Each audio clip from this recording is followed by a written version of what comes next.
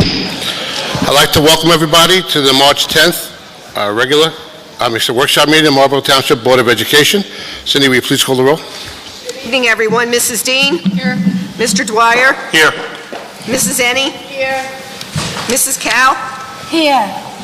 Mrs. Lou Rudell? Here. Mr. Marshall? Here. Mrs. Matos? Here. Mrs. Rosenwald? Here. Mr. Lalansky? Here. Please be advised this meeting is being held in accordance with the Open Public Meetings Act, Chapter 231, Public Law 1975, the Sunshine Law. An adequate notice of the date, time, and agenda is sent to the Asbury Park Press and news transcript. It's also been posted and filed with the Marlborough Township Clerk. Copies have also been sent to each district school and other area newspapers in accordance with the law. I'm going to not read in entirety, but bring your attention to statement of videotaping of public portion of Board of Education meetings, our public session statement, as well as the no smoking on school grounds. If everybody would please rise and join me for the pledge.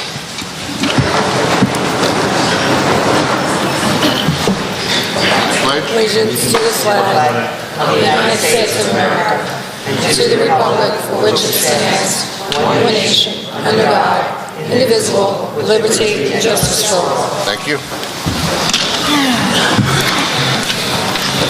I'd like to acknowledge and welcome Mayor Hornick, who is with us tonight, as well as acknowledge Tara Gosevich, DMD, who is the district's Emerald Level sponsor for 2014-2015 school year.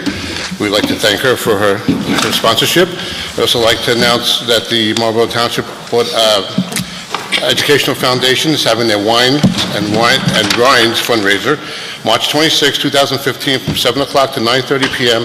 over at the Recreation Center right here in town. Tickets are $50, and this is to benefit all the children in the Marlborough Township School District. I highly recommend that if you can make it, you come out and support the township schools. I'm going to give you a quick review of the agenda. We'll not have the student presentation is not taking place tonight. We'll have a public session, open any item, followed by a continued review of the entire budget, followed by a discussion on financial and business, a resolution on financial and business operations matters, discussion on the referendum process. Our second public session also open any item, and we will be having an executive session tonight. Before we just start public session, I want to acknowledge the emails that I did receive this week on the Facebook post. I want to make it very clear that the Facebook post in question does not reflect the views of the school board, nor is there a place for this anywhere, especially in the school system. As well, Mrs. Dean would like to make a statement. Thank you, Michael. Good evening, everyone. It was brought to my attention yesterday that an article which I didn't write, I shared a month ago on my personal Facebook page on February 8th. And I inadvertently acknowledged a friend's comments, and the comments were found offensive by some people. I'd like to clarify the content and timing of this shared post. The article spoke about taking Muslim holidays off the New York School District calendar and or not testing on those days. I shared this post because our Board of Education had just voted for a multicultural day on next year's school calendar. Rather than giving a day off of school for one culture and not another, it was the consensus of this board to be fair to all cultures by celebrating a multicultural day, and I agreed. Let me be clear, it was not my comment. They were not my sentiments or feelings. I apologize if it offended any race, religion, organization. That was not my intention. When I was notified about the unintended offense that the article may have caused, I immediately deleted it from my personal private page. I'm in a minority. I understand bigotry. I am not a bigot or a racist. I will not let an inadvertent acknowledgement of another person's comment on Facebook define who I am as a person or a board member. I am disheartened and remorseful that it was taken out of context. I served in the military for 4 years. I took an oath to support and defend the Constitution of the United States against all enemies, foreign and domestic, and that I will obey the order of the President of the United States. I proudly served all citizens of this country without exception to race, color, or creed, and that is how I served this Board of Education. During my 5-year tenure, I have always been fair in my decisions making to all those affected by the results of our board's decisions, and I look forward to continuing to serve the school district in the same honorable fashion. Again, I apologize to anyone I may have offended, and I appreciate the opportunity I was given by this board to clarify. Thank you. Thank you.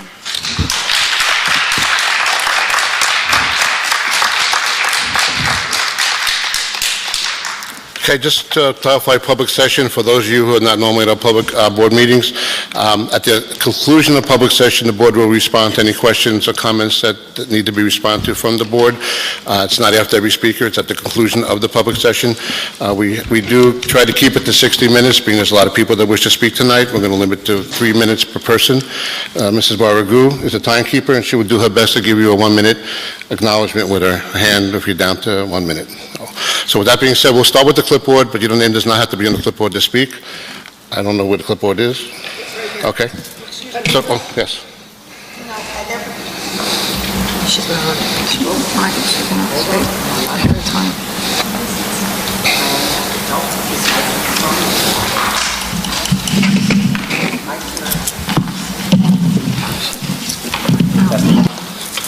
Mike, you can turn Bonnie's mic on.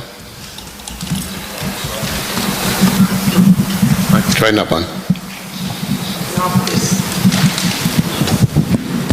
There you go. Okay, now I'm on.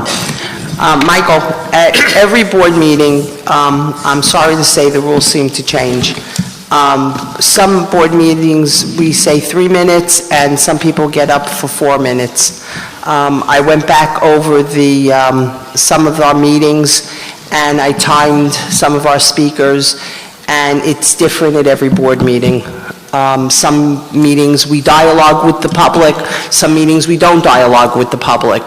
Some meetings, no offense, Dr. Hibbs, you answer questions from the audience, and we keep saying no. I've turned to you and I said we shouldn't be dialoguing because that's what you say, but that's not what we do.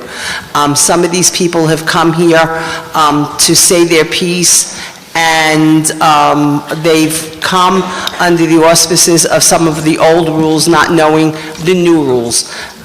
Depending on what the topic is, depending on the amount of people that come out here, they expected to say their piece. And I'm not saying that we should allow people to go on for extraordinary amounts of time, but I think that we should allow people to say their piece. We don't have large amounts of people here, but I don't think that we should hold to the exact 3 minutes, because we don't hold to the exact 3 minutes in our board offices all the time, and we should allow a little bit of leeway to let people to get out their full thoughts, and we shouldn't be rude to them. So we should be kind to our audience as we are kind to them in our board offices, and we should allow them to speak, but not to go over an inordinate amount of time. Okay, Ms. Rosenwald, but we have a policy, and I'm going to stick to our policy. We don't stick to our policy, Michael, All right. and that's the problem. That's your opinion. We've always been transparent. I've never been rude to the public. I've always allowed, if someone goes 30 seconds or a minute over to 3 minutes, I don't hit my gavel like I can. I try to remain not rude and kind to the public when they speak. But our policy to state, we try to maintain within the 60-minute time limit. When it seems to be it may go over the 60-minute time limit, I have the ability to limit the time, and I'm going to limit it to 3 minutes. Poor Bonnie has been the recipient of our rudeness at times, and I think that it's wrong for us to be that rude to people.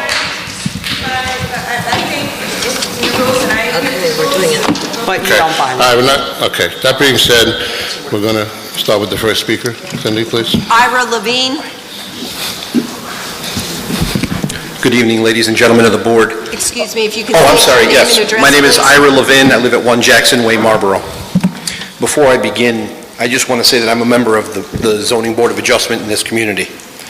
If this were me who did this post by accident or not, Christopher Dean and Craig Marshall would appear before my board and demand that I resign. They've done it to 4 other people in the community.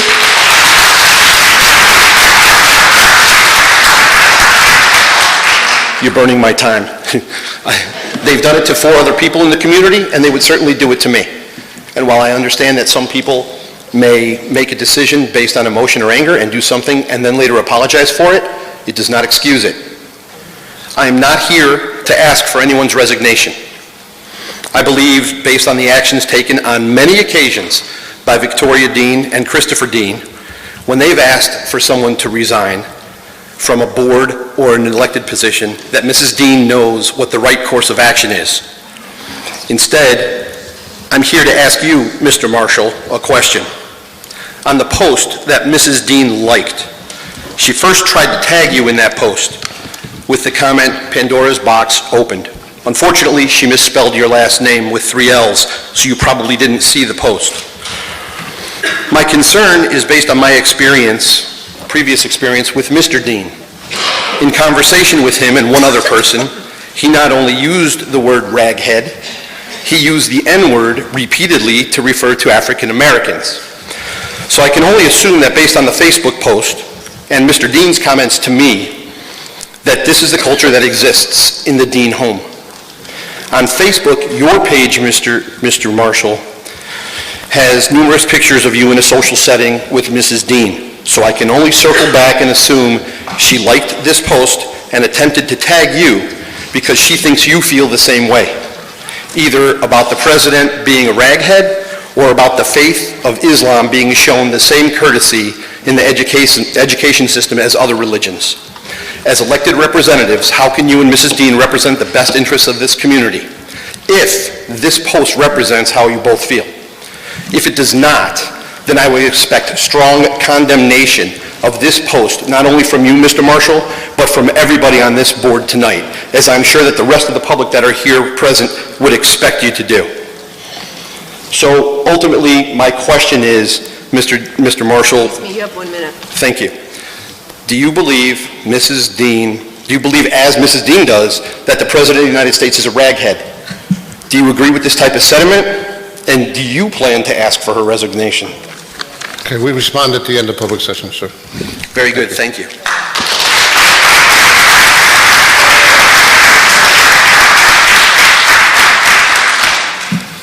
Josh Pollock.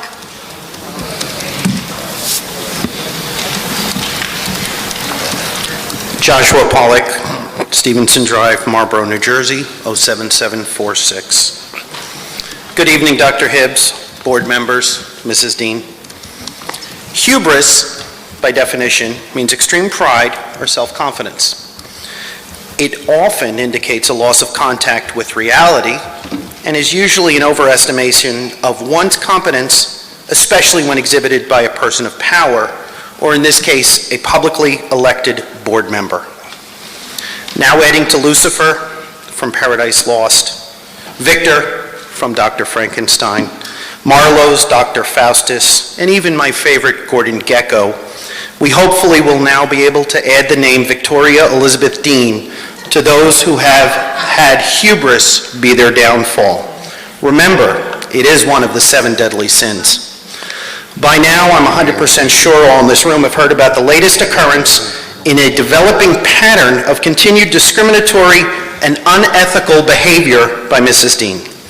Mrs. Dean has made 2 statements on the same discriminatory topic that once again bring serious question as to whether Mrs. Dean should be allowed to sit on this board. This time, Mrs. Dean has chosen to besmirch the Muslim community with her Pandora's box quote and a colorful post on her Facebook page where she failed at an attempt to tag another board member. As Mr. Levin raised the question, does he feel the same way, or is he willing to condemn Mrs. Dean here, now, and publicly? By Mrs. Dean's statement, it seems that everything that she's done is someone else's fault, or she had to be informed of it. She didn't realize what she was doing. She didn't know it would be offensive. These 2 statements are just the latest examples of discriminatory behavior and grounds for Mrs. Dean to resign her spot immediately. 2 comments against those of Muslim descent, including an extremely derogatory reference to Muslim religious headwear, an unapologetic no vote on including the Lunar New Year in the school calendar, a question, then a comment that showed complete disrespect for Passover. Then she and 2 other board members abstained from a vote simply because of political party associations. 1 minute, sir. Okay. I know that many here tonight are going to demand you resign your position as a member of this board immediately, and I am one of those people. If you choose not to resign, unless he is willing to admit that everything he has done is based on petty partisan politics, I know that Mr. Dean, Mr. Marshall, and even Cantor will push publicly and continually for your resignation with elaborate speeches and displays of anguish and hurt. Perhaps they will substitute your name for those on many of the complaints and speeches they have made against others who only volunteered service to Marlboro boards. I'm 100% confident that Mr. Dean will not allow his marriage to you, and Mr. Marshall will not allow his friendship and co-board member status with you to cloud their judgment in fighting against these egregious discriminatory statements and actions you have patterned in the recent past as a board member. It's time. Right, guys? That's what you're going to do? Done? Unless Need to Mrs. Need to wrap up. I will. Thank you very much. Probably another 30 seconds. I timed it at home.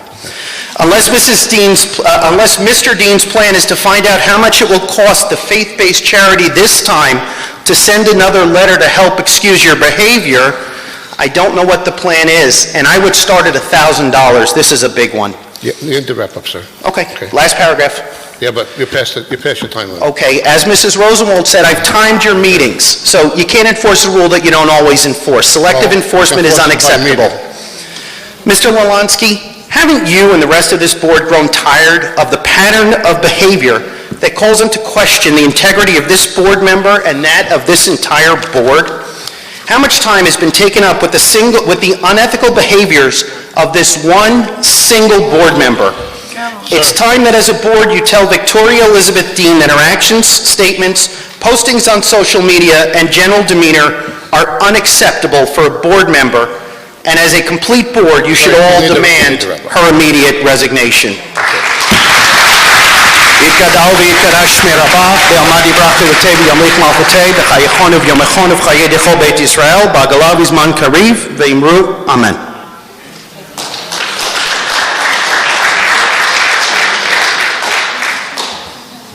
Mark Rosenwald.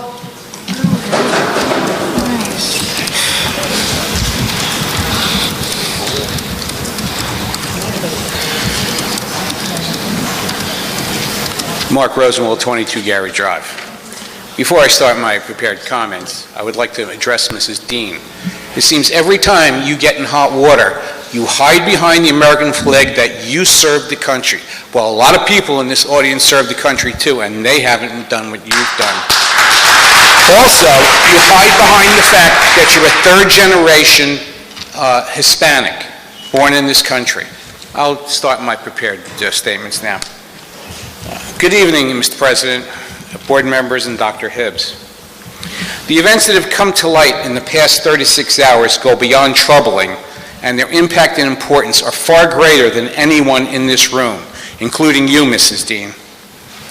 I could recount the abusive position and comments that have been made in the past concerning virtually every ethnic and faith-based group in Marlboro Township. I could remind you that there are members of the community who will testify to being witness to them. Perhaps I should elaborate on how your reprehensible and abhorrent comments have done nothing but divide our community. How your actions, despite denials and excuses carefully crafted by others, are meaningless and hollow. How your attempt to rationalize actions that are exactly the same thing that you and your sycophants have attacked others for and publicly demanded resignations. You can sit there and smirk all you like, Victoria. And yet you sit here with a defiant air about you. I will not remind you that all ethnic and faith-based groups are what has made America the great nation it is. What I will speak about is trust. Trust is a very fragile commodity. It is earned, not given, and it is lost in an instant through inappropriate action. The voters of Marlboro place their trust in every one of you sitting there. 1 minute. Excuse me. Excuse me, please don't carry this. And what has been done? The implementation of full-day kindergarten is once again delayed due to the inaction that was spearheaded by you, Mrs. Dean. The board will soon seek approval via public referendum for between $15 and $20 million. With your history, how could anyone trust what you propose? I have sat here meeting after meeting for more than 5 years and have attended more meetings than most of you sitting on the dais. Recently, during the budget process, the business administrator stated at the outset the school budget was almost $2.5 million in deficit and was directly attributable to contractual obligations. These contracts were personally negotiated by you, Mrs. Dean. The fact you put your name to comments that go beyond the pale of racism and everything that responsible people can accept cannot be washed away with the wave of the hand, a rolling of the eyes, or a claim of partisanship. Schools are the center of the community, every community, especially those with young children. It is... I need you to finish up. One more paragraph. It is a trust in our schools that drew many people to our community and maintains our good standing throughout the state and nation. Last paragraph.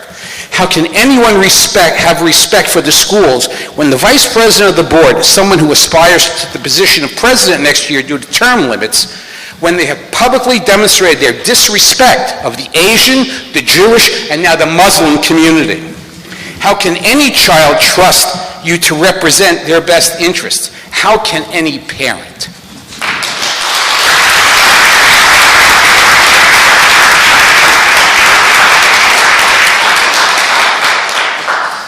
Lisa Nabulsi.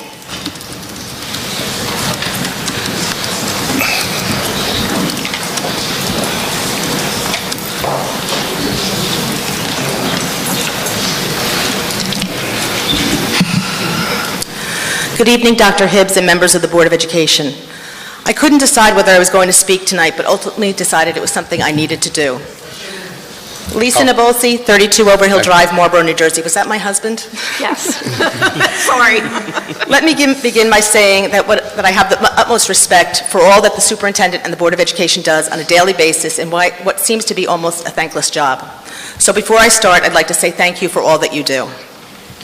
Unfortunately, thanks is not what brings me here tonight. I moved to Marlborough for the excellent education and for the vast diversity of its population. My neighbors are Chinese, Filipino, Indian, Italian, and Orthodox Jewish, among others. My family and I are Muslim.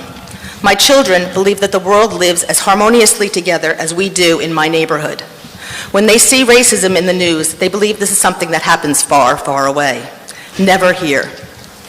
But alas, racism is here and much closer than we think is acceptable. I was shocked and appalled to see the racist post that Victoria Dean liked on Facebook. As we all know, people are free to their own, however ignorant, opinions they may have. They are not, however, free to voice them publicly when they are the vice president of the Board of Education, especially in a district where the students she represents are some of the ones she seems to have a prejudice against. This type of behavior might be acceptable in other communities, but it will never be acceptable in Marlborough. Never here.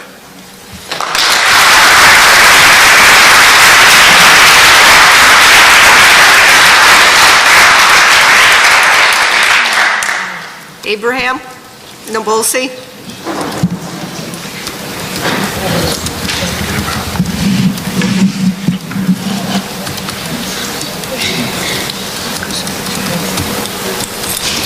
Hello. Good evening, everyone. My name is Abraham Nabulsi, 32 Overhill Drive, Marlborough, New Jersey, and I'm a raghead.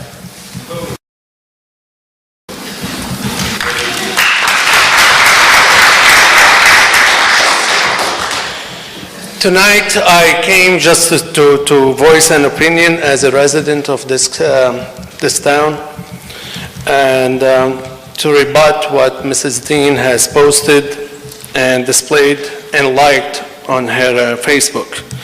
And I quote what she said or what she liked: "America isn't America anymore, run by foreigners, including this raghead president." Well, Mrs. Dean, this America you are talking about is the country that all of these ragheads you see over here, who left countries, who do not respect people for their religion, for their ethnic groups, or for their color, and they chose this country, this wonderful country of America, as their home. We came here, as my wife has stated before, we came here about 14 years ago, looking for a place for harmony and for a place to raise our kids, and we found the perfect place in Marlborough. We taught them that bigotry and racism has no place in this town, and we didn't find it for so long, until we were appalled and we were very disturbed by your remarks on Facebook. You referred to those ragheads, and this is a very offensive slur term used for Arabs, for Sikhs, Indians, and some other minorities. For your information, Mrs. Dean, Muslims are 10,000 strong in Monmouth County alone. And they are taxpayers, hard workers, and family members of this society. They are Americans, thank you. They are Americans like everybody else. We came here, we called this place our home, and we are very proud of it. Derogatory racist terms, remarks are not accepted in this town or any place else, but I only can speak about my own township of Marlborough. As a Board of Education Vice President, I seek and I demand that every single member on this board, they vote tonight to ask you to resign from this board, and this is the right thing to do.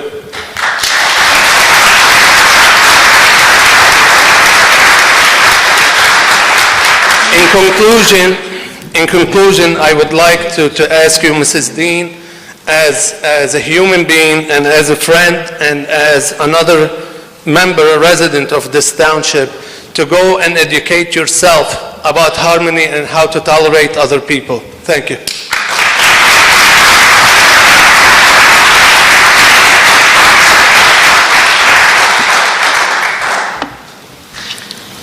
Bonnie Gabison? Hello, Bonnie Gabison, 2 Harvest Court. I'm actually here to speak about something else tonight, as I've been speaking about at every meeting since September, and I see some familiar faces here and a lot of new faces, and I welcome everybody to this conversation as well. I'm here to speak about the Parcc test and refusal of the Parcc test. If you are not as informed about it, if you've been hearing about it, but you'd like more information about the Parcc test, it is a state-mandated test that our district and every other district in Marlborough, in New Jersey, is mandated by the state to give. However, it is our right to refuse this test. I am refusing this test. Hundreds of students in Marlborough, hundreds of parents in Marlborough are refusing this test for their children for many, many big reasons. Mostly, and I cannot fit it in 3 minutes, but if you'd like more information about it, we have some great printed material about it. Take it home with you, read it. Basically, it's an invalid, deeply flawed test that is causing a complete halt in education. Particularly right now, the month of March, the month of May, there is no learning going on, it's all testing. The whole year has been dedicated to preparing for this deeply flawed test. It is a state-mandated test, but it is not state-funded. It places a huge financial burden on us as a local district. Our district has spent upwards of $1.5 million just to prepare for this one test. That means nothing towards placement of your students, towards graduation, towards any kind of diagnostic information for your students. It places public education in the hands of a multi-billion-dollar company, Pearson, who has a sordid history of impropriety and bad testing practices. It is not too late to refuse, even though the test is beginning as we speak in Marlborough. I've been having this conversation every month. It is extremely important that we all be involved in this conversation because it is the direction of the education. Our public education system is being hijacked by corporations and politicians, that our children are pawns in something much bigger, and I refuse to let this conversation that I've been having every month, I've been at every meeting working with these board members, all of them, and I refuse to let this conversation get lost in something else. Everybody comes out for what's important to them, and I respect everybody who comes out to have their piece. This is what the process is all about. For me, it's been Parcc testing. If you'd like more information, please see me or Amy at the end, and we have some great printed material for you to take home about it, and a refusal letter if you're interested. It's not too late to refuse. You can still refuse. Thank you.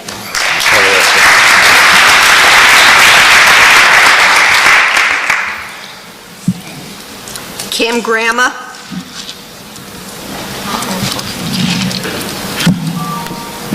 Hello.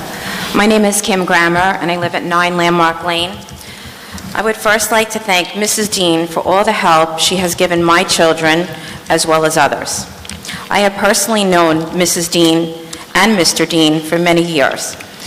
I being of the Jewish background, have always felt that Mrs. Dean has treated me no differently. She has always addressed my concerns and issues to a positive outcome. Race or ethnic background was never an issue. Mrs. Dean has great compassion for our children and always has done her job to the best that I think anyone can do. She has served our country as well as our community. She has done a lot more than many of the people in this community. I stand behind Mrs. Dean in being a good person, a friend, a mother, and an educator.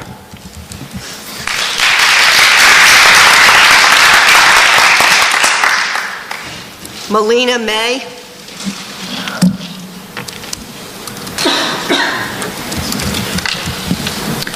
Hi, my name is Melina Mayo, and I live at 18 Huxley Court in Marlborough, New Jersey. I'd like to first say to everyone that this is actually my first meeting that I'm here at, the school board meeting. I am a owner, 13 years of a business in Marlborough, New Jersey. I've been friends with Victoria Dean for quite a few years. She also frequents my salon. I'm a very multicultural salon. I have a very diverse group of people that attend my salon. I will say that, personally speaking, Victoria Dean is a very selfless person.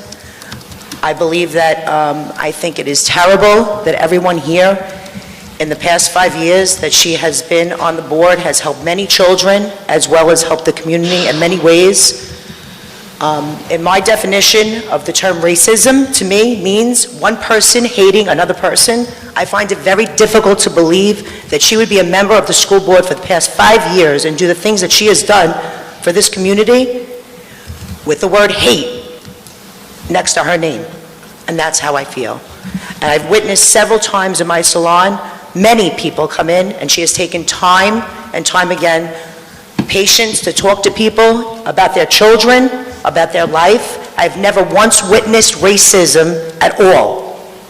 And I see many people on an ongoing basis at my salon. In fact, the woman that does her hair, which every woman here knows that a hairstylist knows their client the very best. And herself, the lady that does her hair for many years, is Puerto Rican. I have a black lady that works for me. I have Indian people that work for me of all backgrounds. And Victoria Dean has been nothing but kind and good-hearted, and I find her just admirable. And that's all I have to say. Thank you. Dana Carney.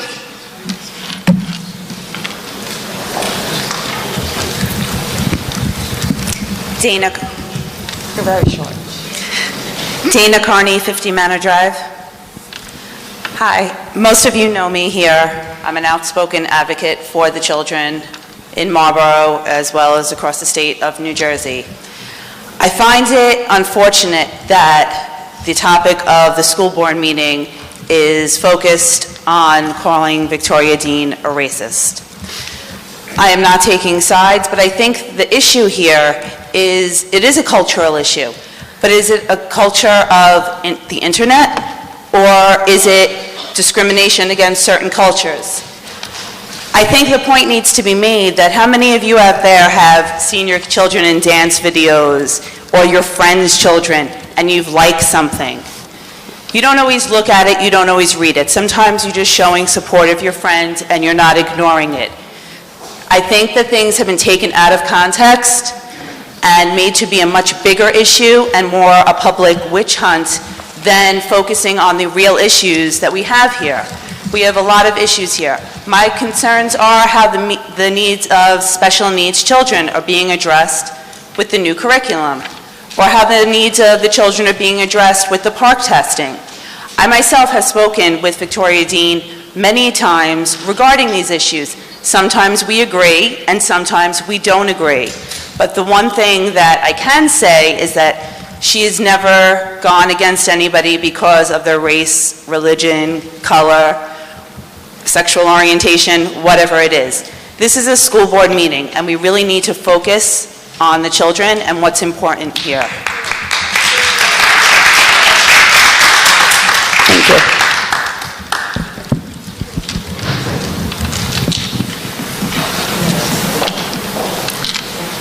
Oh, boy.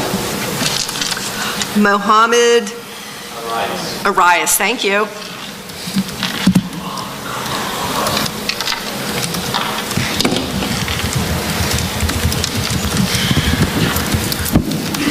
Mohammed Arias, 99 Gordon's Corner Road.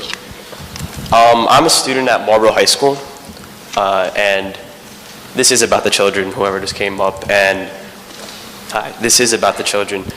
There's a minority of Muslim students in Marlboro High School, and Marlboro High School is titled a bully-free zone.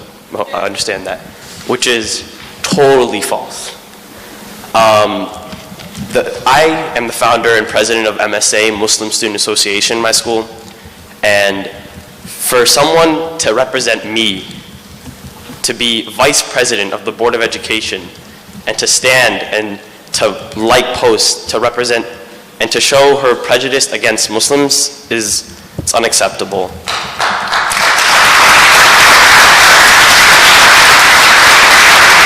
You're wasting my time. You can't. All you do is look down and write when these people are talking. Ma'am, you out of order. Good for you. Good for you. Out of order. Good for you. Good for you. Please continue, sir. Okay, well, that wasn't part of my time then, so you can add that back on my time. When students look up and see who's representing them, and if you are someone that is against Muslims, and I'm not here to attack you, or you have a defense and I have an offense, that's not how it's going to go. It's when students read about how Victoria Dean, the vice president of the Board of Education, liked and shared and publicly showed everyone that she was against a specific religion, it's not, because they come up to me and they say, look, everyone's against you, not just the students. And to be able to walk through my school and to be able to, the freshmen and the sophomores that still have years to come in this high school and have to go through the troubles of high school with being already like blockades against them because of who they are, it's not fair. And I need you to look, we're not narrow-minded, we need you to look around and see like there is a growing Muslim population in the Monmouth County and Marlboro area. And for you to do something like that, it's just unfathomable. Thank you.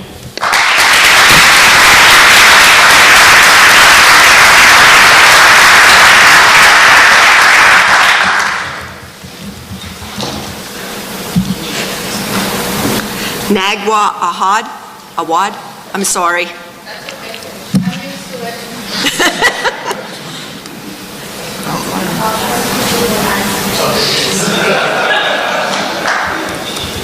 So now you're going to tell me how to pronounce your name. Nagwa Awad. Okay, I didn't do too bad. 5 Escorin. Yeah, I do agree. First of all, I didn't prepare a speech, and I'm glad I didn't because I kind of want to respond to some of the things you said, and that woman was correct. When someone is up here speaking against you, you kind of look down and just ignore everything they're saying. I understand that you're writing down, and I appreciate that, but I do wish you would give us the courtesy of at least eye contact. On my way over here, my son said, Mom, my 25-year-old son said, Mom, why don't you show her what Islam is really about and forgive her? So I forgive you, and we all forgive you, but I just want you to answer this question. I was born here. I raised my children here. I was born in Jersey City, actually. I raised my children here. I choose to observe my faith by wearing a rag on my head, as so your friend called it. And I was in Girl Scouts. I was in Boy Scouts, very active in breast cancer. How does that give you the right to feel that somehow you're superior to me, or that somehow you can post something like that? Initially, posting it was wrong, but then somebody commented, and you had one of two choices to make. You could have deleted it. And that woman who said, we often like a video that we didn't see, this was a 5-word sentence. You read it, you understood it, you speak English, you're very fluent in English. You understood it and you still hit like. You didn't delete it until you felt that this was going to look bad. But already the damage had been done because now we know exactly how you feel. We know exactly how you feel about a race that's not your own. And then I want at least one person to come up here, all your friends who are here, glorifying your friendship and saying what a wonderful person you are and how you just embrace all different cultures and religions. I want one person of an ethnicity or religion that's not your own to stand up here, a Muslim. I want a Muslim to stand up here and to say how you're friends with them and how you've embraced religion and actually, Michael, I would like to request that you kind of start a committee to look into all the cases, all the parent grievances of discrimination that's going on in the Marlborough School and find out exactly how they tie in to Victoria and her philosophy on what it means to be different. You really need to be tolerant. America has changed. We were born here. We raise our children here. We're staying here. We're not going anywhere. And we add to the society. And these people, they pay taxes. Those taxes are what pays for your salary. I don't get paid. I don't get a salary. All right, my bad. But we pay taxes here. We live here. We pay taxes here. So you really should accept, look around you. This is the new America, by the way. And it's only going to get more diverse, more culturally diverse and more religiously diverse. Thank you. Thank you.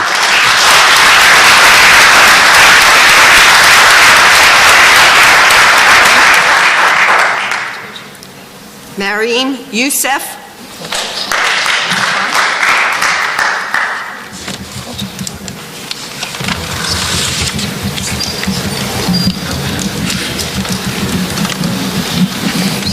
Mayor Youssef, Lloyd Road. First of all, I would like to thank all of you for coming out. First of all, I would like to thank all of you and thank you for coming to listen to our opinions. Ms. Dean, I would like to thank you for accepting your acknowledgement of what you said and realizing that it is inappropriate. But the fact that you acknowledge it and once again thank you for apologies does not neglect the fact that you must be held accountable for your responsibility, for your actions.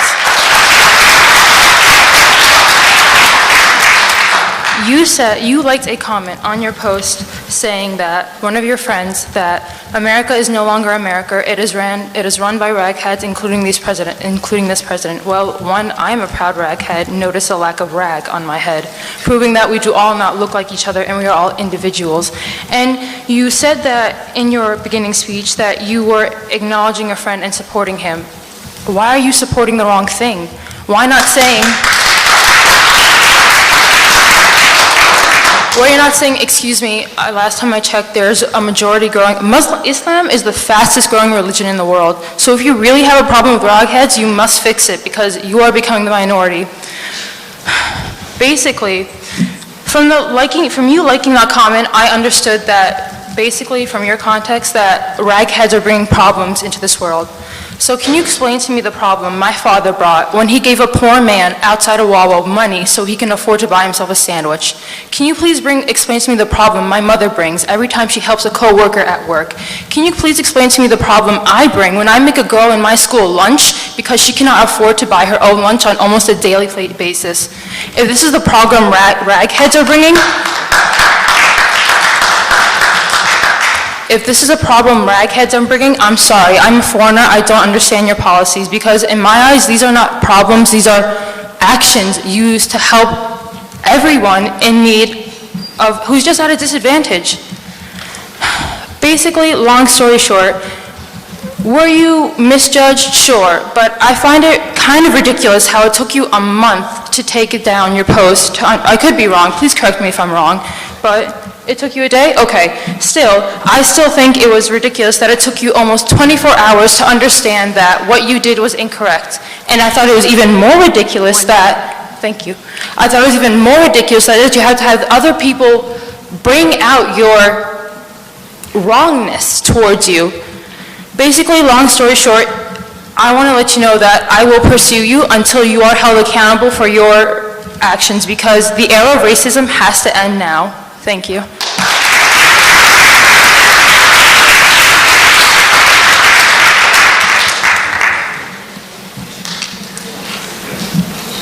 Nadine Youssef.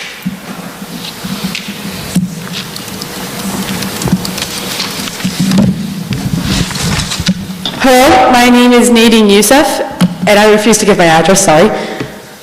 I am here about the Facebook post, yes. I am a proud Muslim, 100%, and I'm not going to call you out on anything. I know nothing about you. I can't say you're a horrible lady. I can't say you're a nice lady. I can't say anything about you because I just met you. You do look like a nice lady, I'll admit that. You look like you could be friendly, but by the action you took, it kind of helps contradict my thought. I'm not going to say that you're a racist, that you hate Muslims, Jews, Puerto Ricans. I'm not going to say that because I don't know your actions. And yes, I have made a mistake where I insulted someone for who they are, but as a joke. And I didn't mean to, and I immediately apologized. And luckily, they forgave me. And I do intend to forgive you because I'm not mad. I understood. It was a joke. You thought it'd be funny, opening Pandora's box when a Muslim comes out. I get it. It's funny in your eyes. I get it. But it's not funny to us. I have been made fun of for my religion. My mother has been made fun of. People have been killed because they were Muslim. I'm not saying you would go to that extent. I'm not saying that at all, but I'm just saying. I think that it was just a joke, and you never meant for it to go so far. But the fact that me, a 14-year-old girl has to stand in front of you and tell you that what you did was wrong can't be acceptable.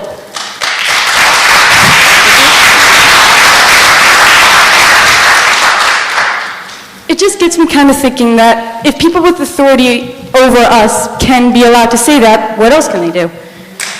Thank you.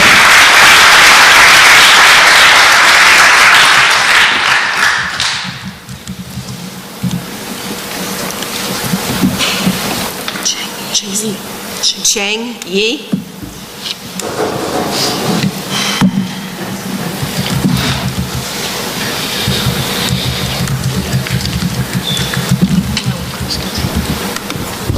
Hi, my name is Cheng Yi. I live in 9 River Chef Drive, Marlboro. I came here, just have, concern about Ms. Dean. Actually, my concern is different from, the rest of people who said. So my concern is really, the future of this country. Because, you said, I have the feeling, maybe my feeling is wrong. For my feeling is, you blame American trouble, on the foreigners. See, I used to be a foreigner, but now I'm American, okay? So, yeah, I observe, the U.S. education system, okay? So for my opinion, the U.S. is really losing competition to other countries like India, China, okay? So we really need, foreigners, let's say educated foreigners at least, okay? Let's just get rid of, the human side, okay? Just for pure American interest, okay? So we need foreigners to come in. Because, U.S. population first is small compared to other countries. And also, I'm glad, let's say from President Obama, the U.S., let's say leadership realized the U.S., if U.S. wants to keep advantage, you have to export. If you export, where are the engineers come from? So in our system, right, education system, my feeling is we focus less on math, science. If you go to China, India, you just see people, they learn math, science crazily, okay? So yes, U.S. has a lot of, let's say, elites, okay, full of ideas, great ideas. But to carry out those ideas, you need substantial engineers, scientists to do it, which will do the routine work. That's what America is short of, okay? So if you are against, foreigners, where are those engineers, science come from, right? That's my major concern. So I really appreciate, you have done so much work, for Marlboro, for the education system. But the issue here, you raised really caused my doubt whether you are qualified to sitting there. Because, like what I said, U.S. system is really, let's say, something is wrong, okay? So if from your vision, if you are really against foreigners, that's my guess, okay? You can explain yourself.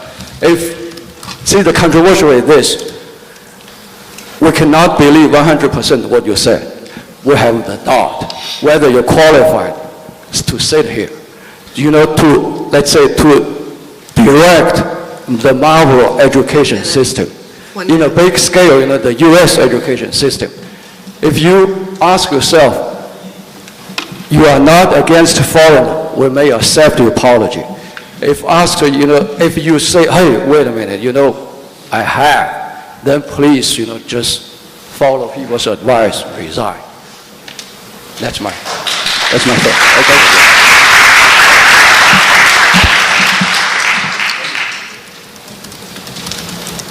H. Almanza-Roy.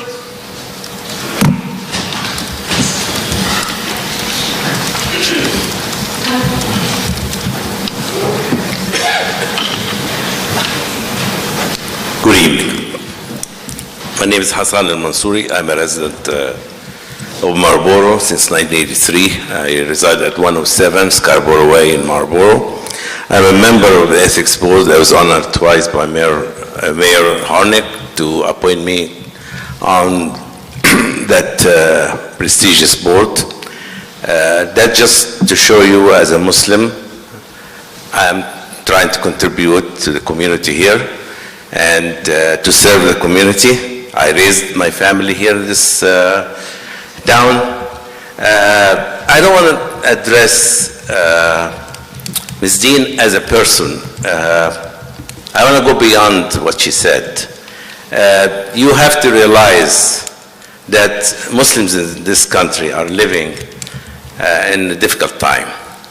Now we are fighting Islamophobia everywhere.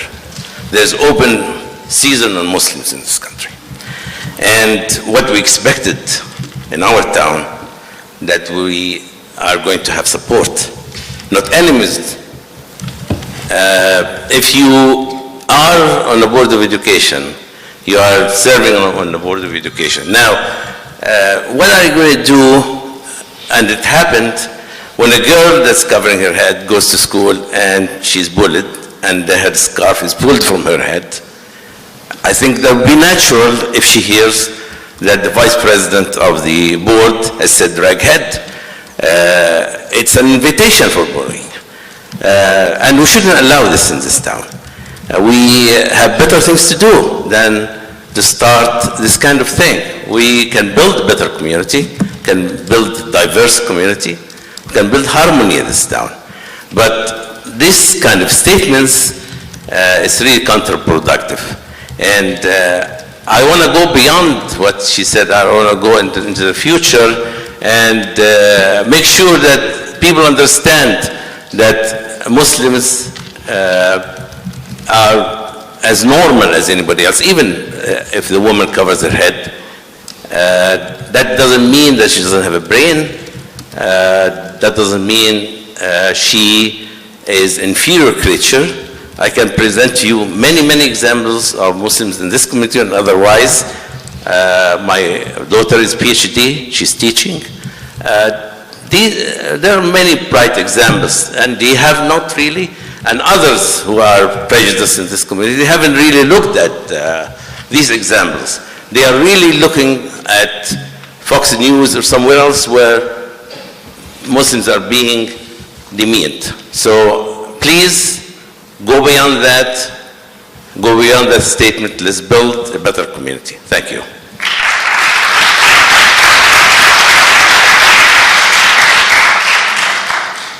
Rabbi Shira Stern.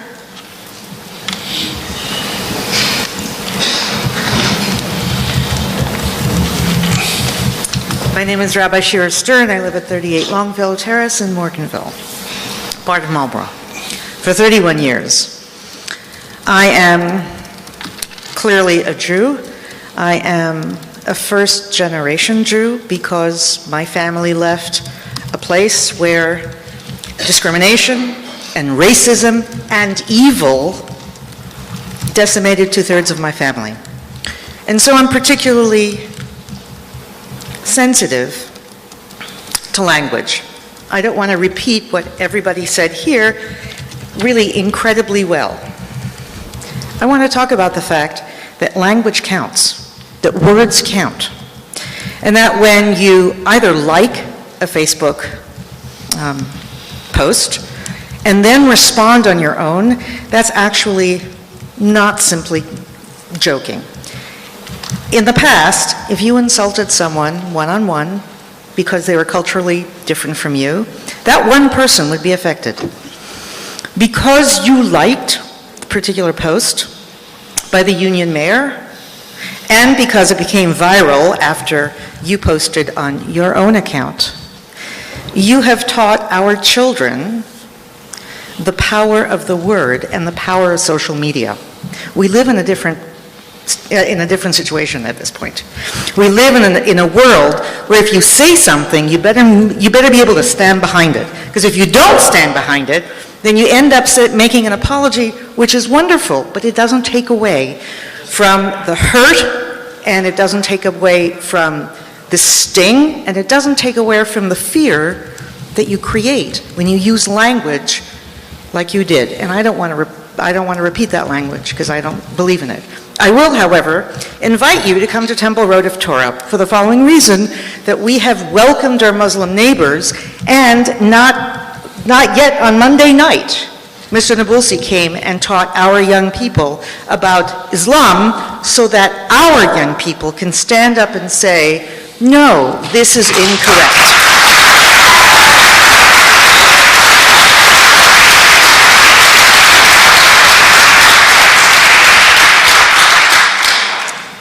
So in this incredibly fragile world where headlines, the kind of headlines that really put fear in most of us, or should, I would ask that any future correspondence that you have, whether or not it's on Facebook, whether or not it's among board members, that you understand that every word you share touches someone else.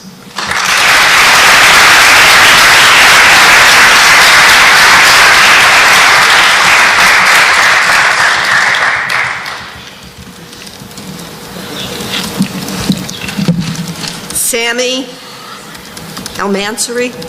I'm sorry. No, you got it. Sammy Al-Mansouri, 107 Scarborough Way. Very, very close, by the way, so thank you. I just wanted to say first and foremost, thank you to all of those in the audience today who actually did come out and showed support, not just from the Muslim community, but overall from Marlborough's community, because this is not a Muslim issue. It is an American issue. And we must remember that it is an American issue because we are going to move forward together, or we can't move forward at all. We are one nation.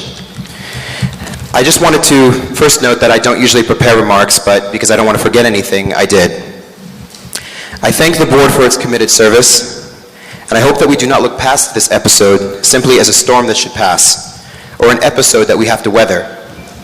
A longer night away from our children, because this matter could not be more important. We need to focus on our children. I agree with you. You mentioned our children. And that is what we are doing here. To suggest that it's a witch hunt is insulting, because nobody is the victim here, except for those who were actually attacked. We did not do these actions, nor are we vice president of the Board of Education. Ms. Dean, you are. We have rights, all of us as Americans, under the First Amendment. You have the right to exercise those rights. However, we are accountable for what we do in society. We are accountable especially when we are in public office. I was born in Marlborough Township, and I was in large part raised here. I went to Kinderland. I also went to Dugan, where I started my education. It's a town that I greatly respect, and that I have proudly served in different capacities and will continue to do so. Some in my family choose not to wear the head covering, but others do. My sister, a mother, and a college professor, by choice, is a raghead. My mother, a research scientist, is a raghead. The respectful term is hijab. Among our school children, there are young boys of the Sikh faith, whom we can also call ragheads. But the respectful term is dastar. I ask you whether, as vice president of the school board, and as an American, you can stand before them without shame for your actions. 1 minute. That you were only indicating the slippery slope of recognition of all holidays is an argument that can be made by indicating that it was Pandora's box. That may hold as a possibility of intent had you not thrown your support behind Mr. Garza's disgusting remark. In doing so, you exhibited where you stand.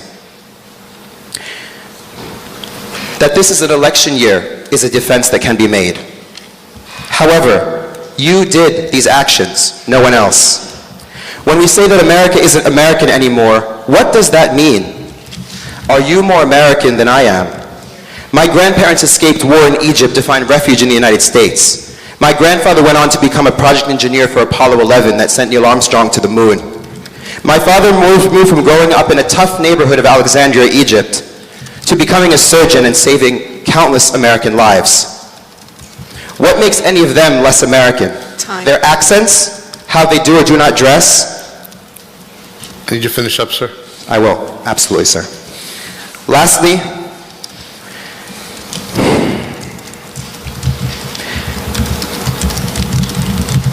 I simply want to ask the board off my script here to review, frankly, whether or not each of us are able to serve our township with justice. That's all I ask. Thank you.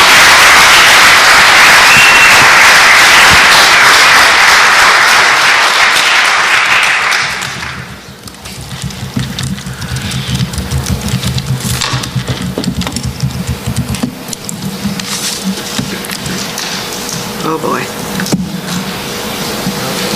Rafi? Sorry. Rafi Shiko? Good evening, everyone. You can take the mic out if it's easier. My name is Rafiuddin Shiko, 31 Kinglet, Marlborough. I stand here as a proud American, as a proud Muslim, a resident of this town, and as a father whose daughter goes to the school and is part of this school system. And I think most importantly, as a father, I stand in front of you. I came here because, I really don't know too much about what has happened, but from what I understand, it raised a big concern and fear for me.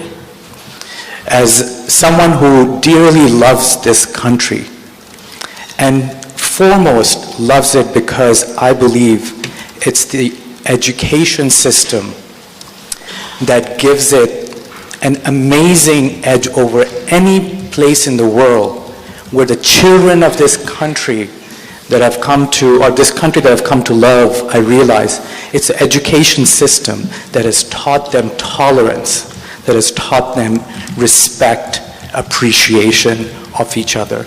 And I'm much gratitude of what this country and its system has done. So as I raise my daughter, ma'am, and respect it much, and I say that with much humility because you're volunteering, and I have so much respect for the dedication that you have and across the school systems, and in particular here. As I raise my daughter here, as a proud American, and we're working very hard to raise our children as proud Americans while we keep true to our faith, despite what we see around us. Surely there is evil in this world, and there is evil everywhere. But what we're teaching our children is that this is their country. This country loves them, and we love this country. We love our faith, and we don't see any problem in those two things. So with that, what I just respectfully, all I'm going to say is, as a school board that's going to represent, and this is where I have put my daughter's education and committed to it, and I'm committed, and I believe in this country and the system. But I do believe that it is completely shocking that such a behavior would be seen. And I've never heard, I think our education system is the bastion of respect and teaching tolerance. And so when I heard about this, I thought I don't know where we're going with this, and is this really changing of the American values that we so much has made this country strong. So I hope we're able to come back to that and alleviate a concerning father of this concern that we have. Thank you.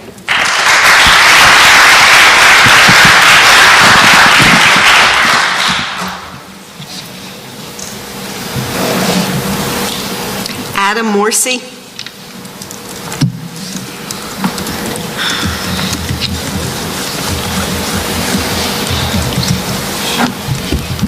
Good evening. My name is Adam Morsi. I actually am here as a guest from Aberdeen Township. Where do I begin? I think one thing we can all agree with is that whether it was intentional or not, this was a dumb mistake. And dumb mistakes happen. And I don't want to take away from the comments that your friends made. I believe they're completely legitimate.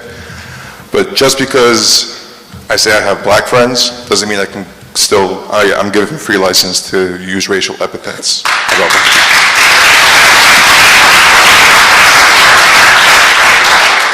Just because I'm not outwardly racist doesn't mean I don't have tendencies to think racist thoughts or to be discriminatory in my dealings with people. So we need to really engage in some introspection in how we think about other people.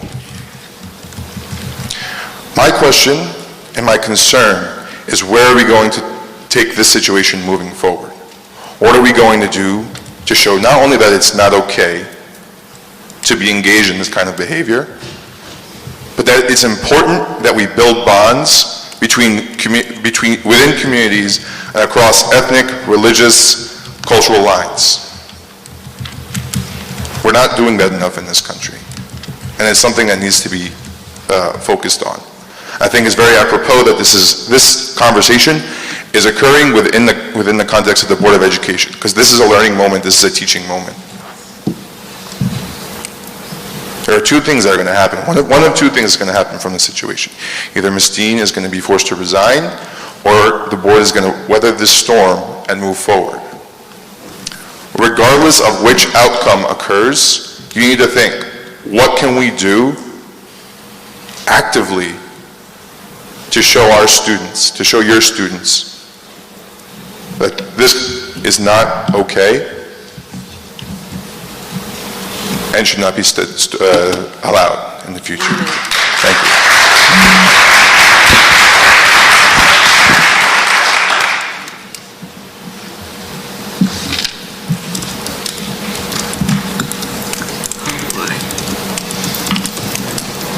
Susie Mitwally.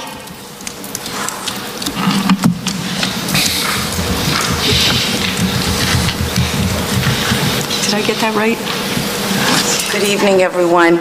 I'm You can not take as that I'm not as articulate as everyone. I just want to say, I raised my children in Marlboro. I was born here, raised here, from Brooklyn. And so I'm very much American, and I always understood that our religion makes us a little different, and people are always usually afraid of what they don't understand. When I came here, I chose Marlboro because I thought it was a great place to raise my children. Now, being that I come from Brooklyn, never had a problem, and I chose Marlboro. And this is like a recap of what everyone said. It's a wonderful area, and I'm curious as to the direction that it's going forward towards. When my kids were in grade school, I was always invited to come to the school. I was very pleased that they appreciated and respected me for who I was. And I came and I brought the scarves and I showed them our garb. And I always made it fun for them. And I thought that you know, when everyone said, why did you pick Marlboro?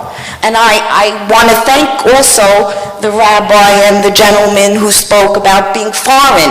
I'm not a foreigner, but my husband is, my parents were, and like other people had recapped and said, we work very hard and we try to have a better life, the American life.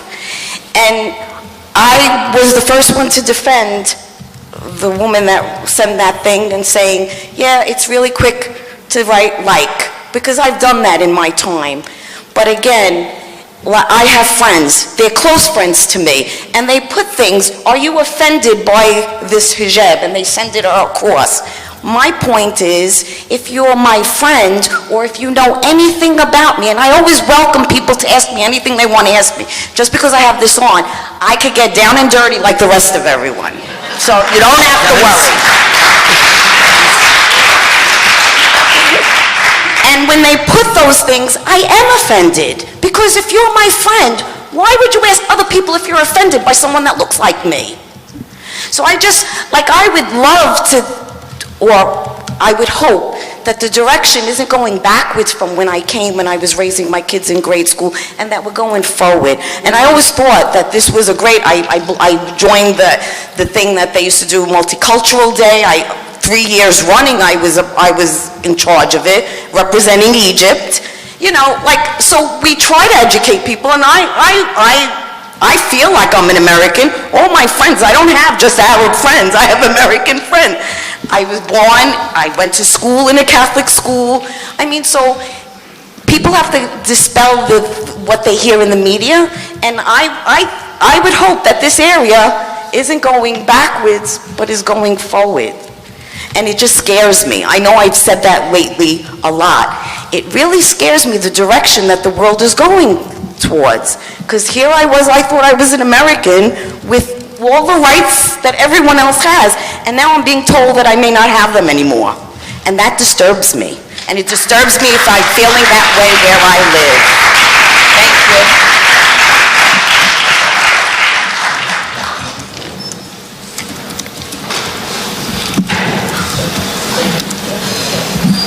Steve Cullen.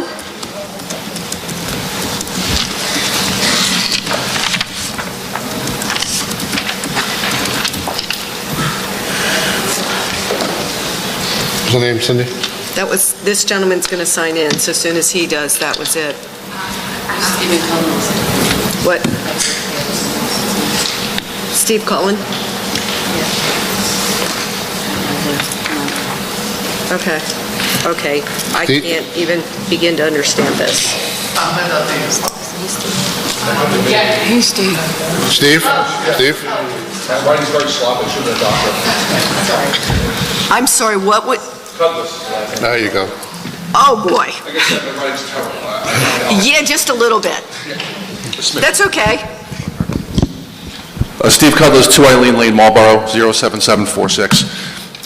You know, I saw the post this morning at work, and I've had a lot of time to let it marinate, and one thing that I can't get away from is sadness. It's a very sad thing that we're all sitting here, and this has become the crux of what we're talking about tonight. We have a lot of problems, and it's too bad this has to come to the forefront. That being said, something else also came rushing to my mind. You know, the sky's blue, the water is wet, and there are certain things you just cannot do.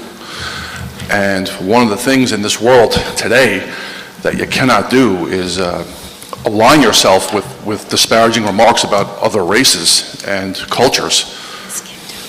It's just the way it is. And you know, when people go into higher office and higher profile, you know, your actions become magnified and you're on stage. That's all there is, and you represent the greater good. And with that being said, a lot of things come to the forefront as being there, integrity, you know, character, and accountability. I'm hoping that the board, and Ms. Dean, I hope you really look at this as an opportunity to exhibit those things. You know, what's the fallout going to be from this? You know, it would be refreshing, you know, for, I don't know, suggestion, Ms. Dean, to stand up and say, geez, you know, I really blew it here. You know what? I'm going to step down. One possibility. Another possibility. for the board to all weigh in and say, yeah, this is something that just can't be allowed, vote her out, or another option could be, a sincere public apology and move forward from there. I don't know what the answer is. I'm not claiming to be for any one of those things. I just hope the fallout is the right thing. That's what I'm about. Thank you.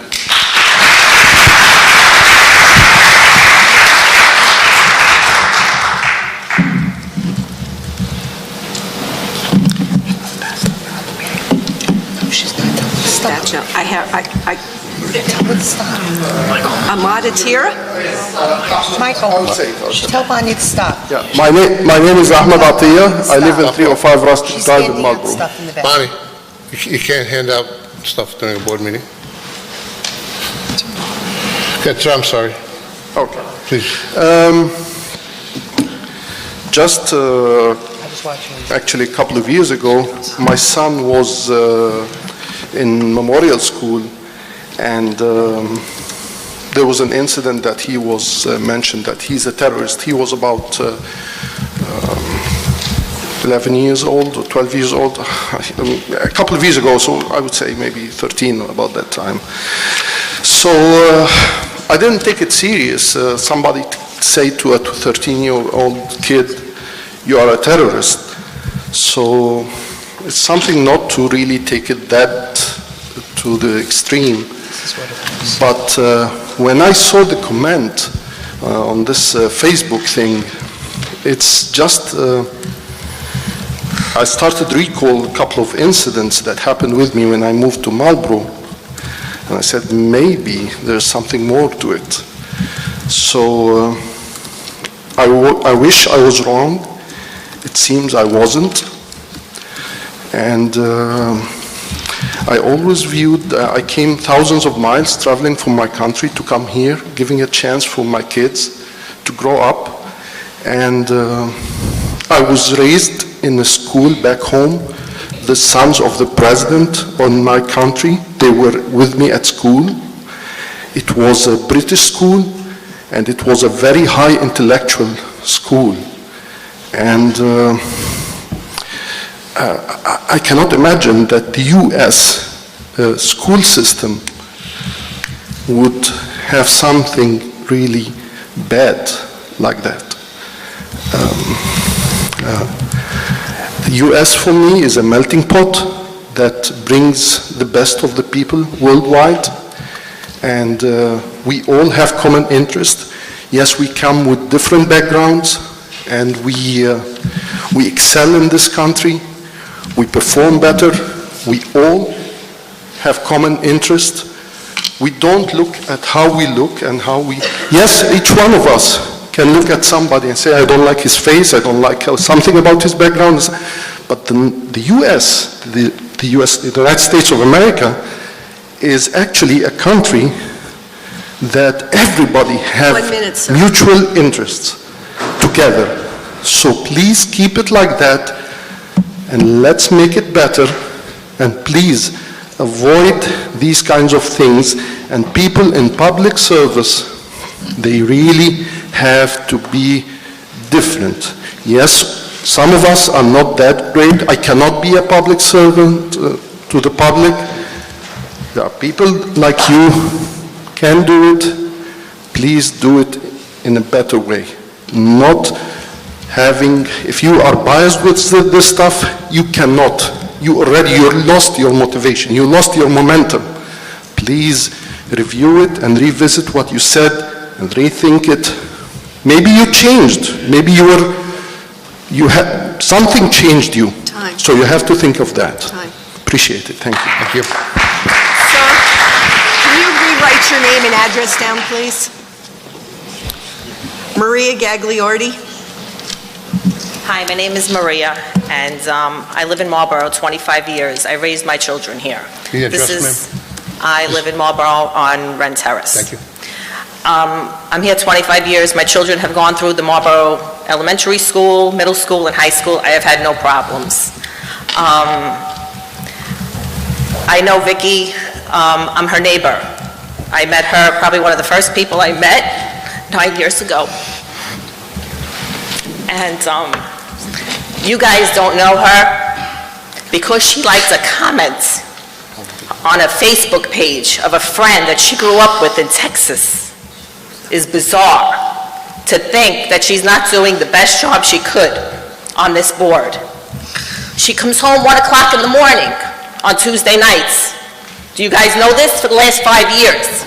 Leaves her children at home, and I've watched some of them and fed them because she has been here representing all of your children. Okay? My parents were born in Italy.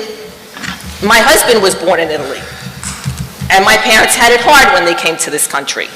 So I am not for any kind of prejudice or anything like that.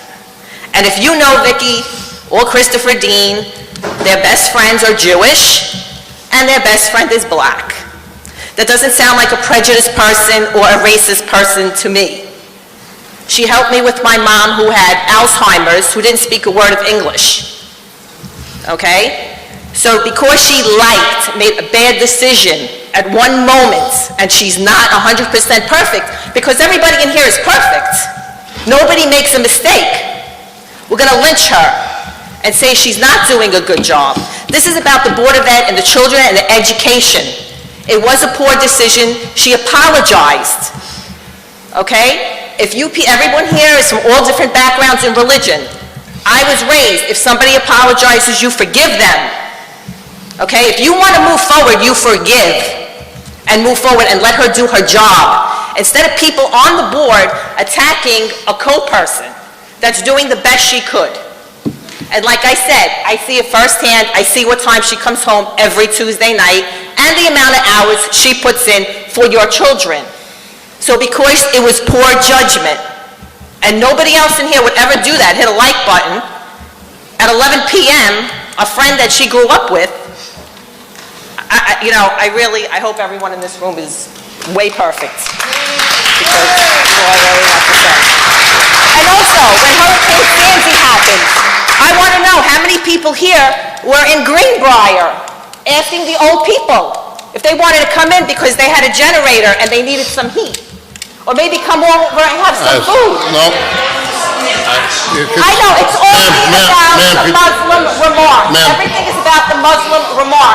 What about everything else that this Board of Ed does? We all do. Okay. All right. Yeah, we all do it. All right.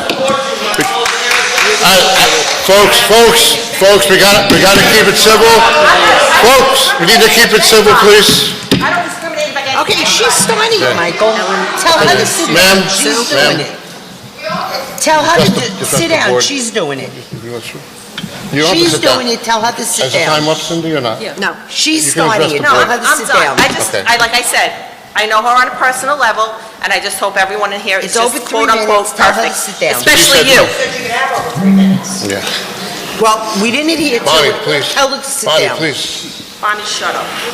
Ma'am. Excuse me, Ma'am, Bonnie, you shut gotta up. Ma'am, Bonnie, shut up. Let her leave. Ma'am, that's out of order. Bonnie, shut up. She can tell me to All sit right, down. folks, let's keep it civil, please. It's gone civil to now, let's keep it civil. Okay, she told me to shut up. I expect an apology. Otherwise, she should And you leave. told me to sit down. Who are you to tell me to sit down? Michael, either Ma'am, I get an apology from her or tell her to leave. Bonnie, don't No, tell the don't board tell member what to me, do. Bonnie. She told me to shut up. Ma'am, is that appropriate to tell a board member to shut up? I'll make that clear. Okay, I Okay? understand. Okay, I'm She's now done that. She said she was sorry, Bonnie. Thank you.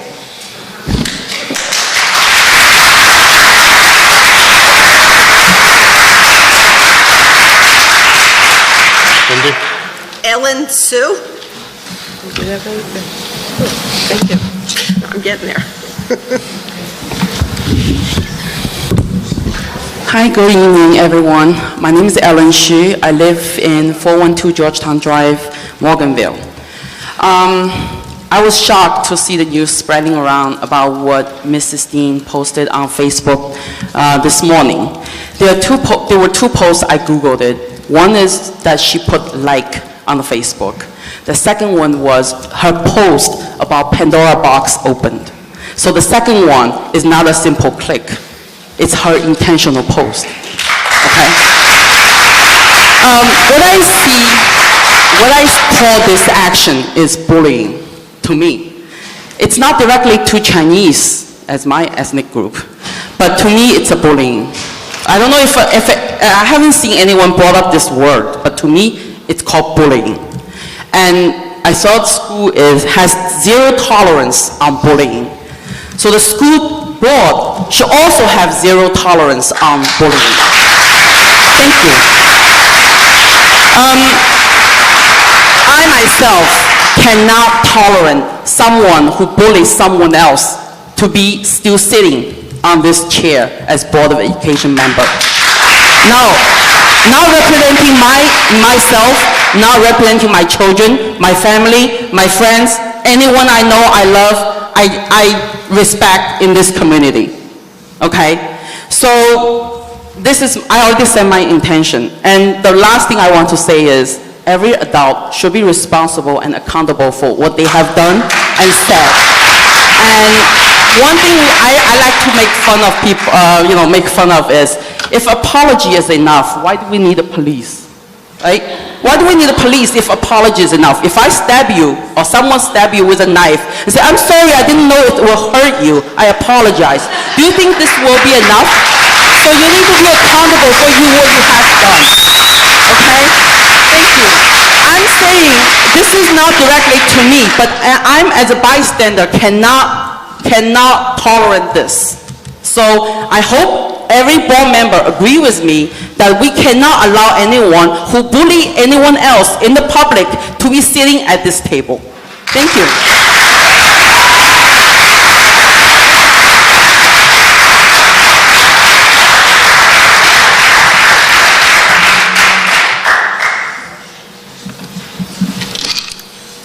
Okay.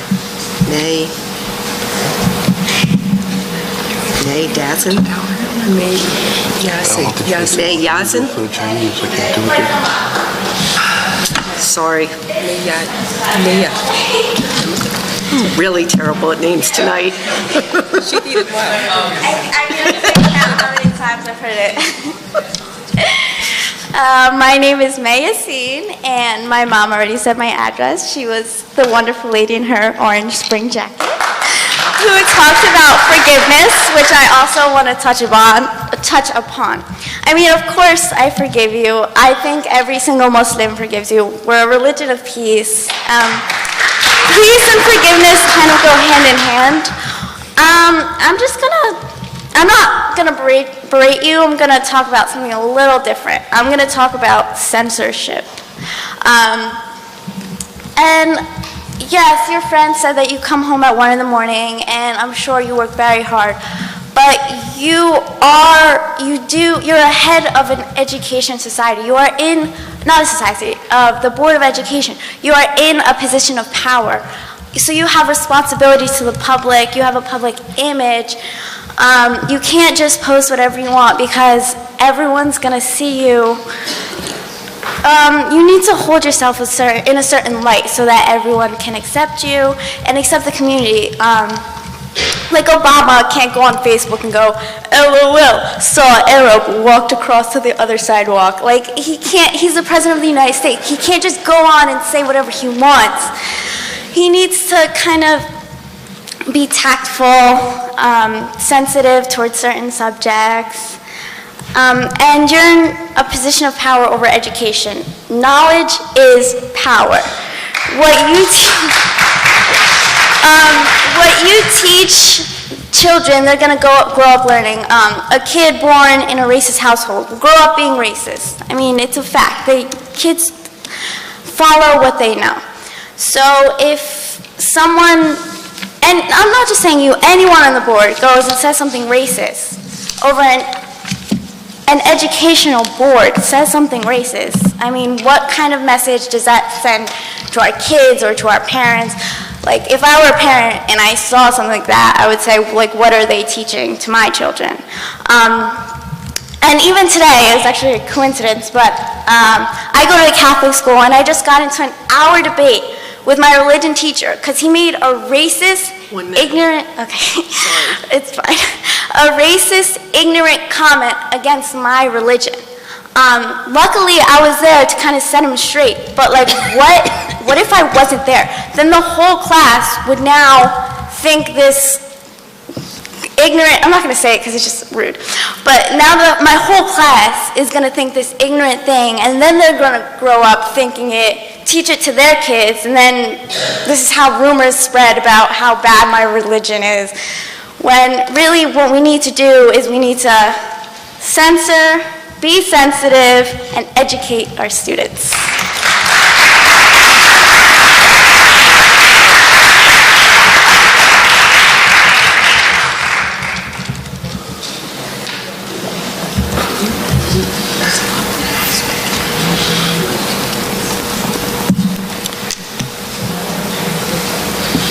Iona Marsolo. I'm sorry. I'm just destroying names tonight. Too many. No, it's not. How bad did I do this one? It's Iwana. Okay. My name is Iwana Marciello. I live in Morganville, New Jersey. Thank you. I've been to a lot of these meetings. I sat in the back, listened to all the people's comments, and I'm actually really impressed about the turnout. I know the board members have always made little jokes about how when it doesn't affect anybody, no one shows. If it's only about our kids' education, no one really shows. But I understand the volunteer work. I don't know Ms. Dean. I know from her work here. And I know about volunteers. I volunteer for Ignites Kids Advocates as a special needs advocates center on Main Street in Marlboro. And we help people. And this is why she does what she does. I realize her comment was inexcusable, but she did apologize. And I understand she offended a lot of people. I'm an immigrant. I came from Romania. I served in the military like you did, and I'm Jewish. And I faced bullying and discrimination throughout my life. I realized the comment about Pandora's box was twisted and misconstrued, where you said, you probably meant like you opened up a can of worms as far as like now everyone has to put their opinions in, not meaning in a negative connotation. I don't know you. Like I said, I'm not friendly with you. I see all your friends out here to support, and I commend you. I commend all the board members on all their hard work here. I also want to commend all the students that came up and spoke so eloquently about how they felt. Great job, parents. Great job, Marlboro Education. Sorry. Like I said, I don't like to speak. I just listen. I find it that a school board meeting should be about education. It shouldn't be about one person's mistake that she clearly, I'm sure she's embarrassed about, and she sincerely apologized for. I feel like she should explain herself, and she should explain to all of us. We all need an explanation for her actions, but I feel like we all make mistakes. We're all human, and we shouldn't be bashed for our one mistake, and we shouldn't be called out for our one mistake. I think we should all be given a chance for understanding. And we all talk about forgiveness, and I'm sure Ms. Dean appreciates the community's forgiveness, but it shouldn't be, okay, I forgive you, but you either forgive and give a person another chance, and hopefully they could work harder and prove to you that she's a better person than her stupid action, or you don't say you forgive. That's it. Thank you for your time.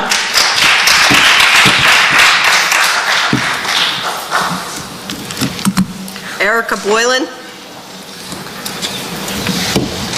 Hi, Erica Boylan, 2780 Drive. I actually, I don't know where she just left, your friend, I'm sorry.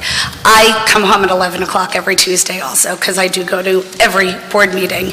I actually switched my job. I'm a gymnastics coach. I used to teach Tuesday nights, and about 3 months ago switched it so I could start re-attending the meetings.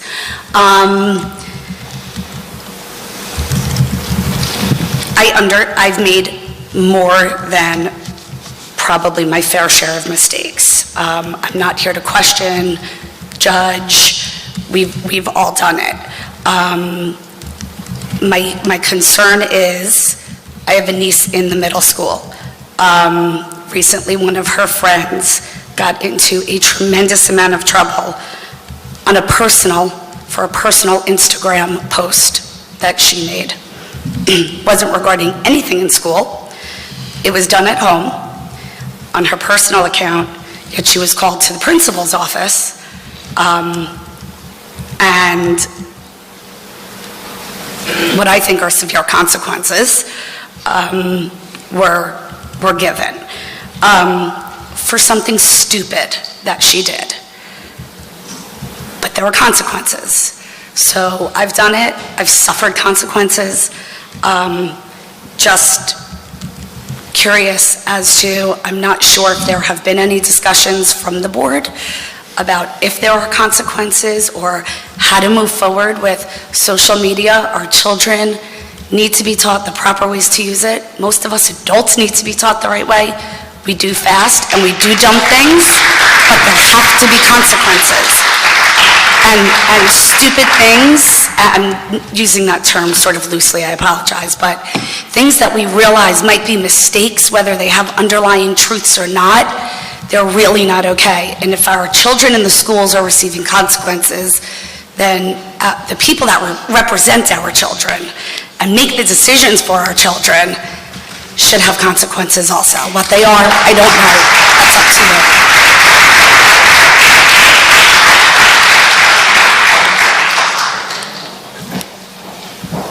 That's it of the names.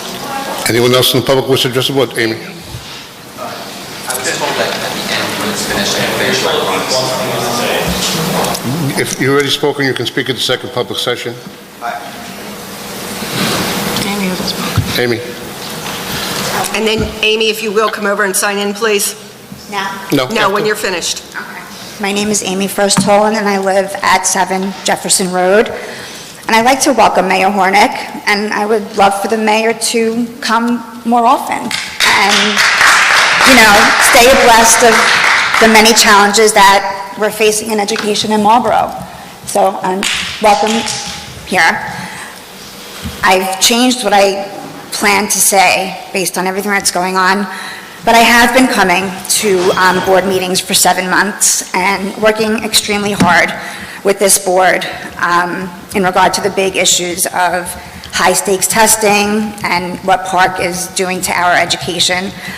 In the context of that, my comments about Victoria Dean is really, I've never seen anything to demonstrate any personal bias on her part, which would affect any of these important decisions that are being made.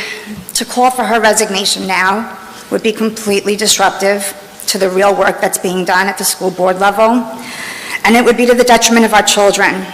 And in fact, Victoria has been the most open-minded in hearing what everyone has to say out of everybody on the board.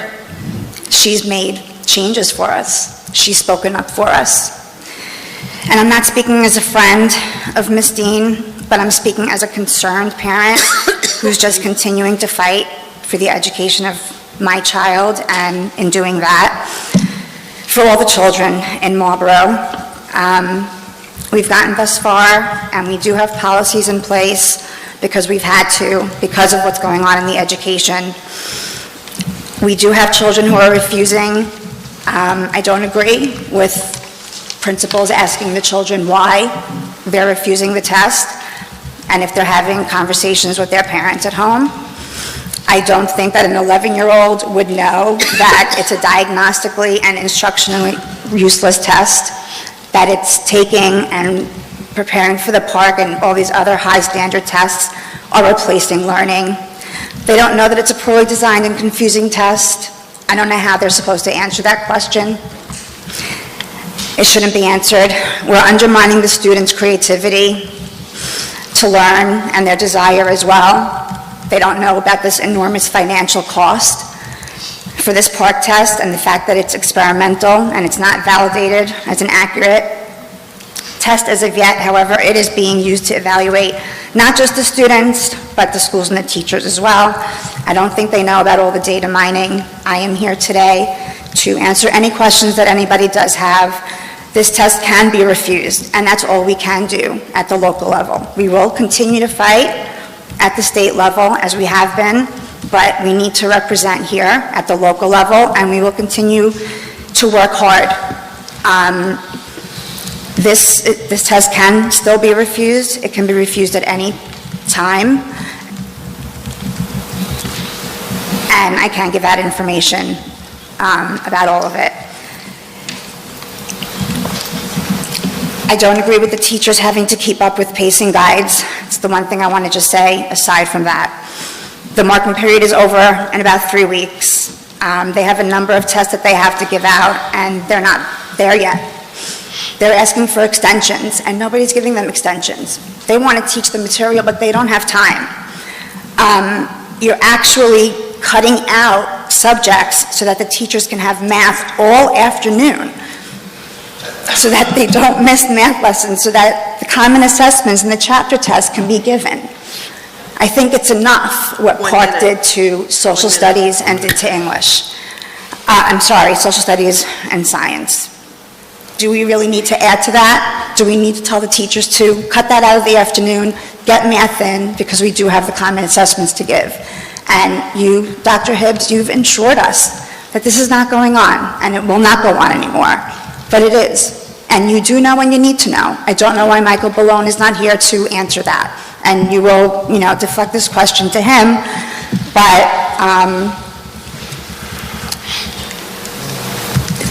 that's really all that I came to say. Anyone else from the public wish to address the board on any item? All right. Seeing none, I'll start off by ending the public session again by repeating what I said in the beginning of the public session, that the posts in question, they do not reflect the views of the school board, and nor is there a place anywhere in society or in the school system for those posts. I'll address a young lady who was in school that talked about bullying in the schools, and I'll address everybody here that talked about bullying or racism, and I understand, and I'm glad you came out tonight. I understand because as a young child in Brooklyn, where I grew up, I had my gum taken away from me many times. This big guy had his gum taken away from him many times in Brooklyn in PS 200 because he was Jewish. So I understand that. I understand that. Abraham, I'm glad that you went to the rabbi and the cultures are sharing. That's a wonderful thing. That's a great thing. That's what this town should be about. I'm glad that's about. The reason that someone else mentioned Multicultural Day, the reason Multicultural Day was an idea for me and the other board members, including Mrs. Dean, who agreed to it, was because we wanted to acknowledge all the cultures in Marlborough, not just one, not just two.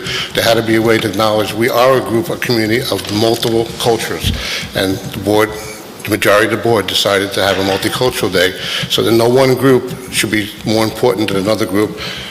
Where the numbers, and my speech was, I don't care if there's 2 children of a certain nationality in this building, they're just as important as a single human being as every other person standing next to them.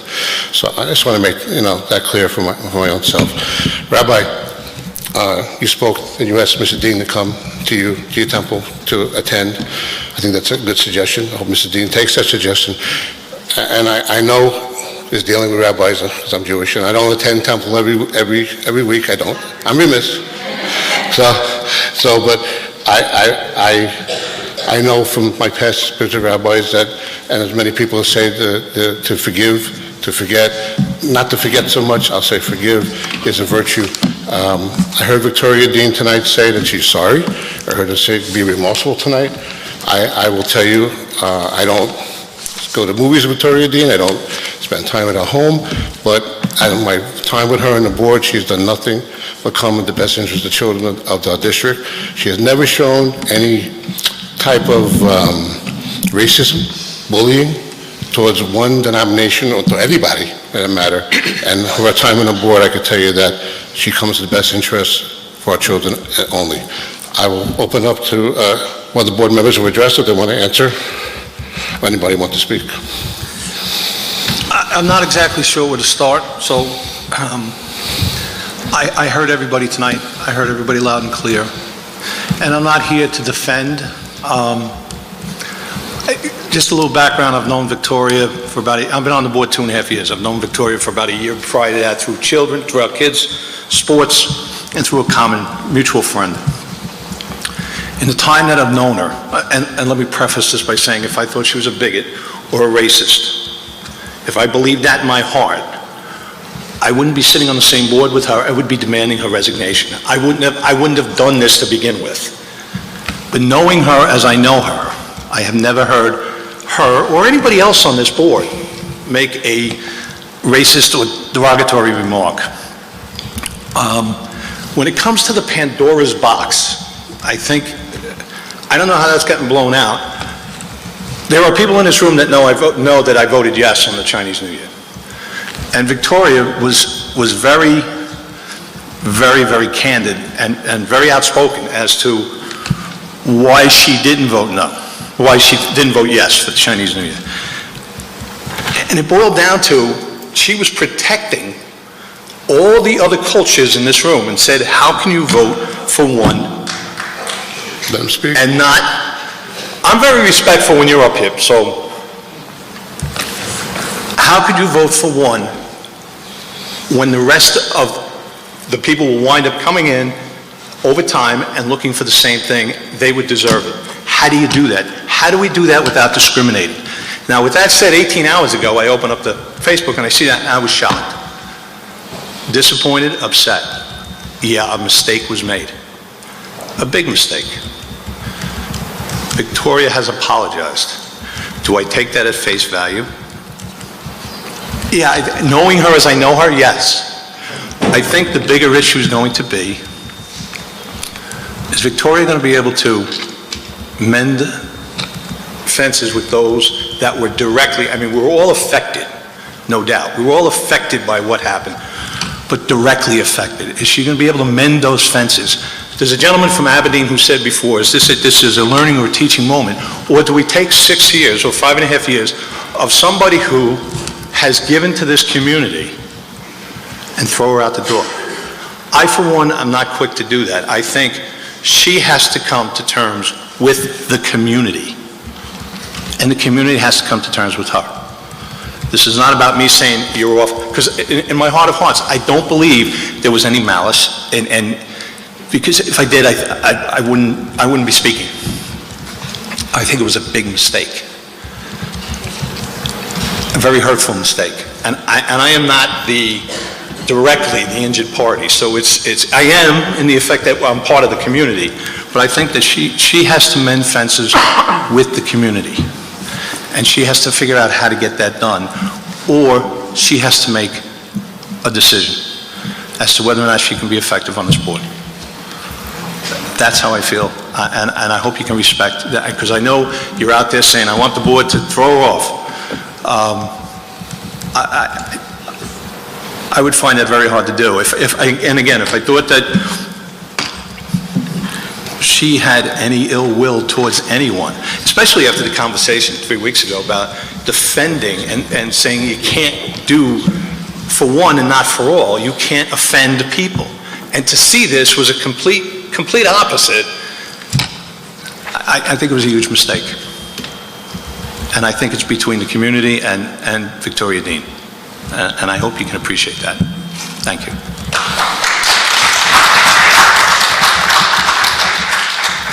Anyone else who would like to respond? Want me to speak? Sure. I'll speak.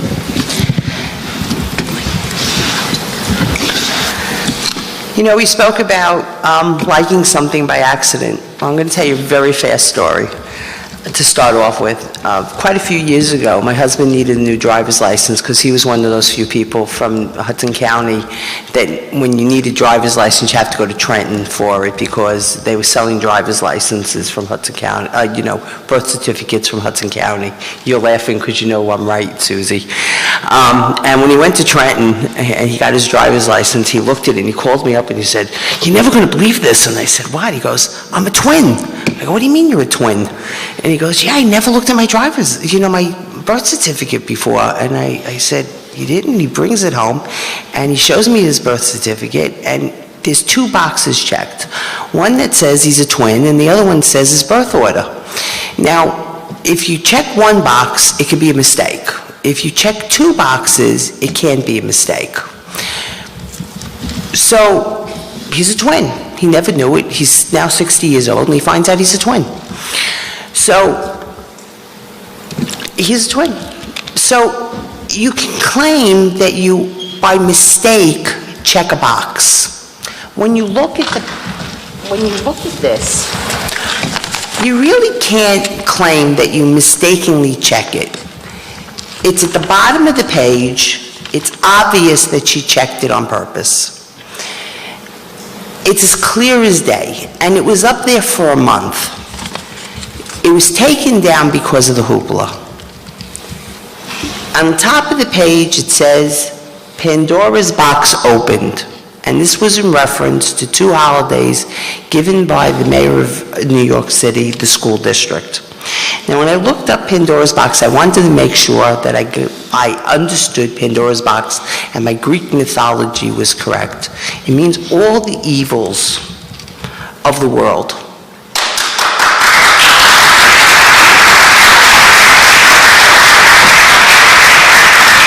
This was said at the board meeting by Victoria in conjunction with giving the Asian community Lunar New Year.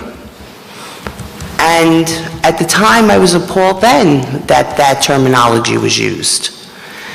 And on top of it, I wouldn't even vote on Multicultural Day because it was insult on top of injury. The Chinese community, Asian community, as well as the Muslim community, were really the movers and shakers behind putting Multicultural Day together, along with Randy Marter.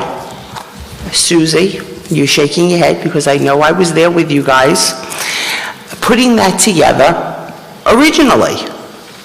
And that's how Multicultural Day in the town was put together. And then when it came before the board, it wasn't a matter of doing the right thing for the Asian community. It was taking the same premise and saying, well, we're not going to do it. It's a day off anyway. We're just going to label it differently. And we're going to say, okay, this is Multicultural Day. Well, we already have Multicultural Day in the town. Well, okay. So now here we are, and at the same time that we were talking about it at the school district and we were voting on it at the school district, this shows up on Victoria Dean's page. So her friends get up and say she's a wonderful person. Okay.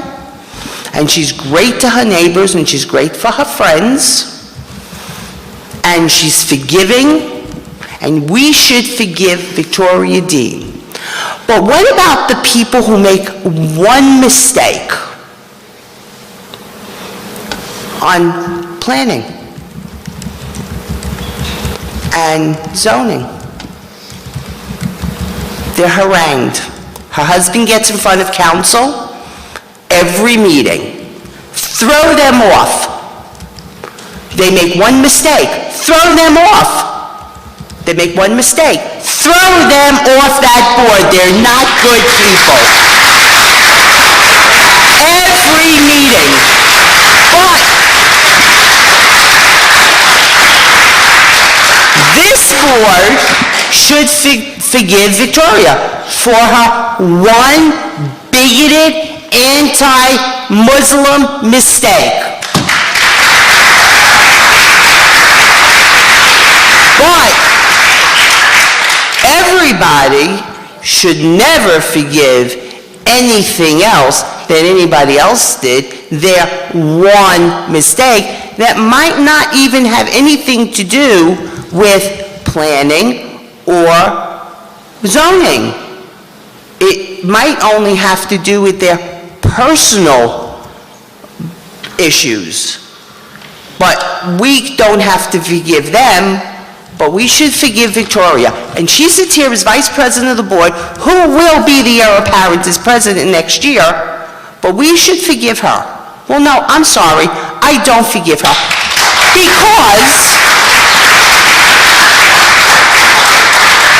Because we don't forgive our children in the schools. We teach them to be good computer citizens. Ma'am, you're out of order. Ma'am, please. We teach them to be good computer citizens. We say to them, you have to be good computer citizens. I have a light in my face, and that's... Ma'am, please, out of order.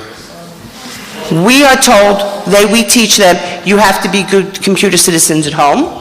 You have to be good computer citizens in school. You have to be good no matter what. Otherwise, you have to be punished. You are not to bully anybody, anywhere. But yet, we are told we should forgive Victoria for this. Well, I'm sorry, I'm not going to forgive Victoria for this. So here is what I'm doing. I am going to make a motion. If someone wants to second it, fine. If someone doesn't want to second it, you'll know how I feel about it. I'm making a motion that, and I'll preface this way. This board cannot legally take any action against Victoria. But here is my motion. My motion is that this board should ask Miss Victoria Dean to step down tonight.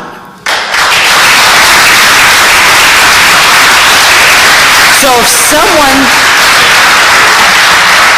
someone on this board has the guts to second my motion to force a vote, I'll second my motion.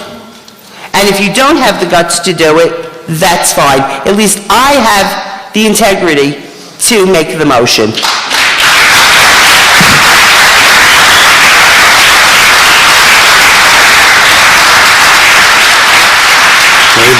Anybody on the board like to second Bonnie's motion? I see none. So public, when it comes time for election, you know where everybody stands.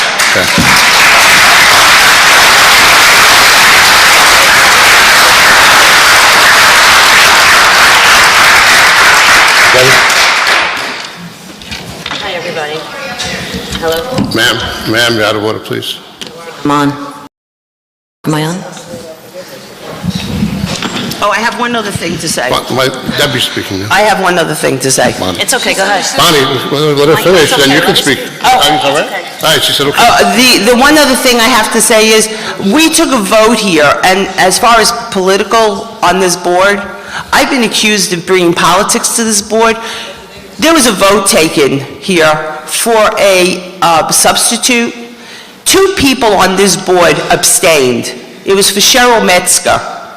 It was for Victoria Dean abstained and Craig Marshall abstained. I want you to know that Cheryl Metzger is the wife of the Democratic Council President. You can all guess why they abstained.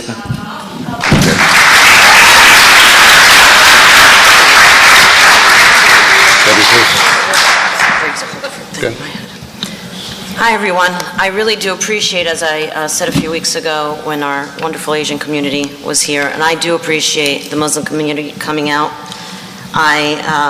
We spoke, and I'm sorry, I'm usually fine when I'm speaking, but this is very disheartening. It truly is.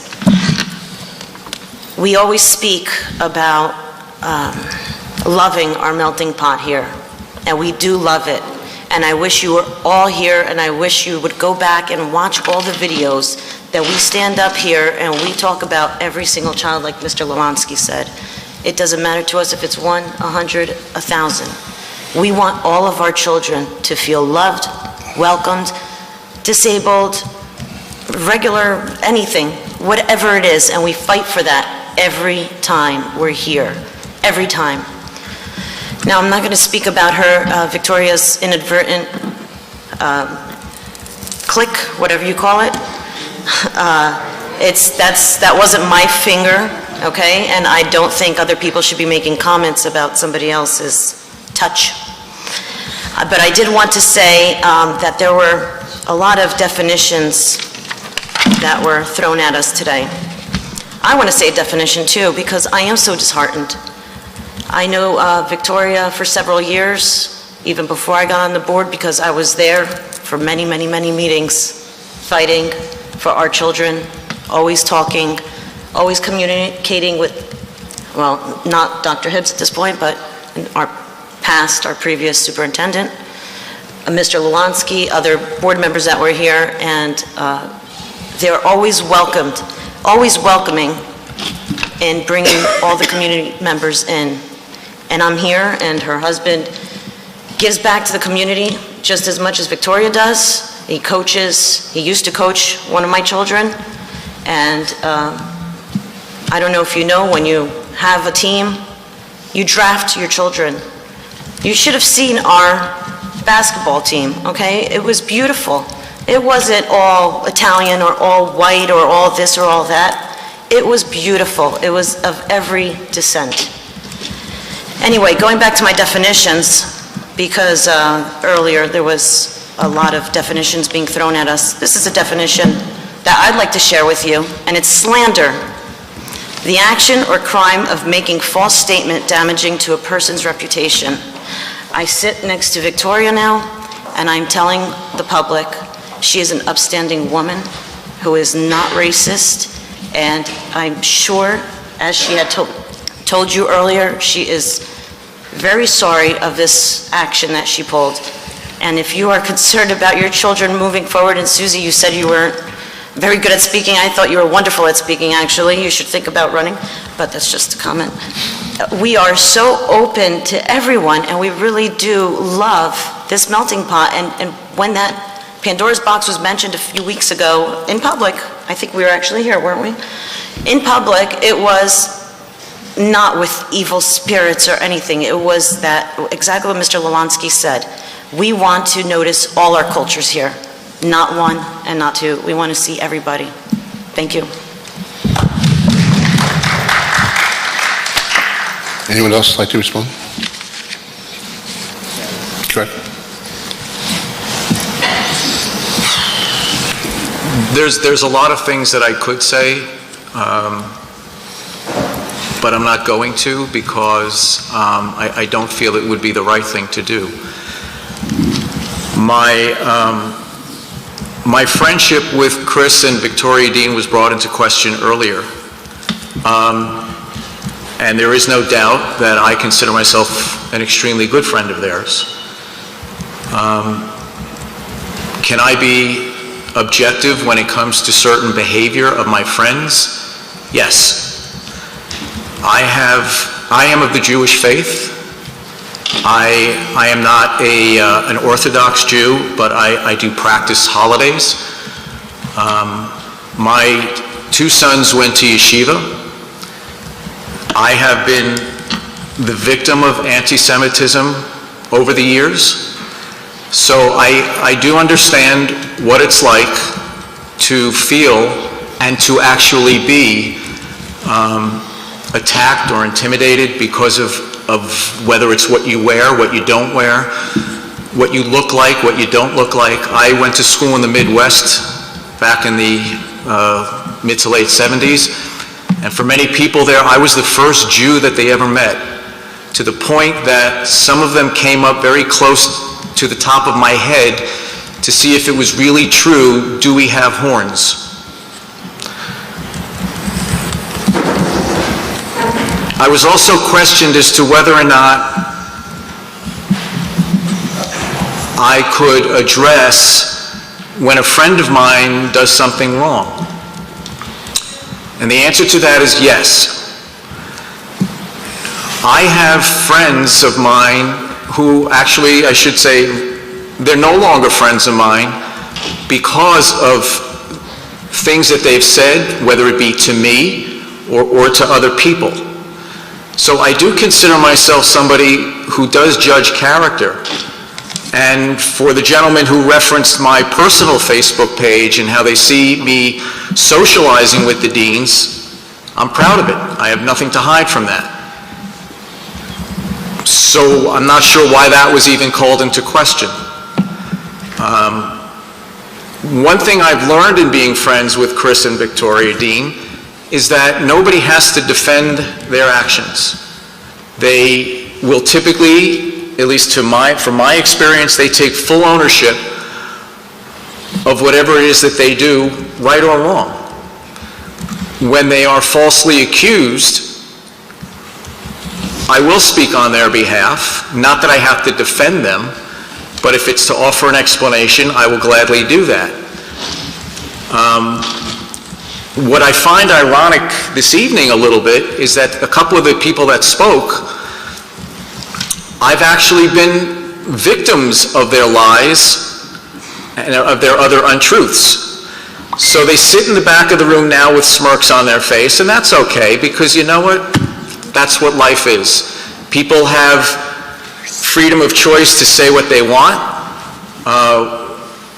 Unfortunately, in politics, and even Mayor Hornick explained this to me, that you're held to a different standard, that what could normally be considered an insult or a ridicule when you're in politics, that kind of goes by the wayside. And a lot of times people feel that they can say and do whatever it is that they want. Now, when I ran for office twice, I was falsely accused of many things by a couple of the gentlemen that came up and spoke tonight. So again, I find that ironic. Is it political? I don't know. I don't know what their motives are, and quite honestly, I really don't care, because I don't have enough respect for them to find out. Excuse me? Yeah, you went after my pregnant daughter. Correct. Monty, let him speak, please. I don't even know who your pregnant daughter is. But the point being here is that, admittedly, Vicki made a mistake. She did apologize for it. It's up to you whether or not you feel it's genuine or not. It's up to you whether you feel you can accept that apology or not. It's not my place to tell you what to do. I do want to address, and I think I know it already has, but this Pandora's box thing. It was basically brought out at a previous Board of Ed meeting that what we do for one, we should try to do for all. The article that was shared on Facebook, I believe it was questioned earlier whether or not I saw it, because it was alluded to the fact that my name was intentionally misspelled. I don't believe that to be the case. I did see the article, and as a matter of fact, I commented on the article. Because when I read the article, it had to do with the fact that in New York, they decided that on certain Muslim holy days, the children would not be tested, and I believe it even mentioned about that they would not schedule field trips, so that if there are children that were going to be staying home, they would not miss out on that. And I did comment, and my comment was, because I don't know if it's still on Facebook anymore, so I will be forthright and tell you what I said. And what I said was that the difference was that here, the request was to close the school for everybody, to give all of the children off. And all I did was I pointed out that that is not what the article was about. I don't remember seeing any other comments by Mrs. Dean or myself. As a matter of fact, I know I didn't make any. I don't believe she did either. So I would just ask that whatever feelings you have, I respect them. I may not agree with them, and you may not agree with what I'm saying here tonight. But what I would request is that we allow to be able to conduct board business for the purpose that we were elected to do. Now, it was explained to me by the mayor, and I'm saying this, and he's here. I did approach him after Mark Rosenwald made a comment after a council meeting where he and I disagreed on something, and his statement to me was, "It's no wonder why your wife killed herself." That was his comment. I did have a one-on-one meeting with Mayor Hornick in his office, and Mayor Hornick did offer to step in, and and correct me if I'm wrong please, I asked you not to. So it was not me soliciting any defense for anybody, that I figured let things play out and let things happen the way they're going to happen. Again, I would just ask whether you agree with what I'm saying or not. Please allow us to conduct the board business for what you elected us to do. Thank you.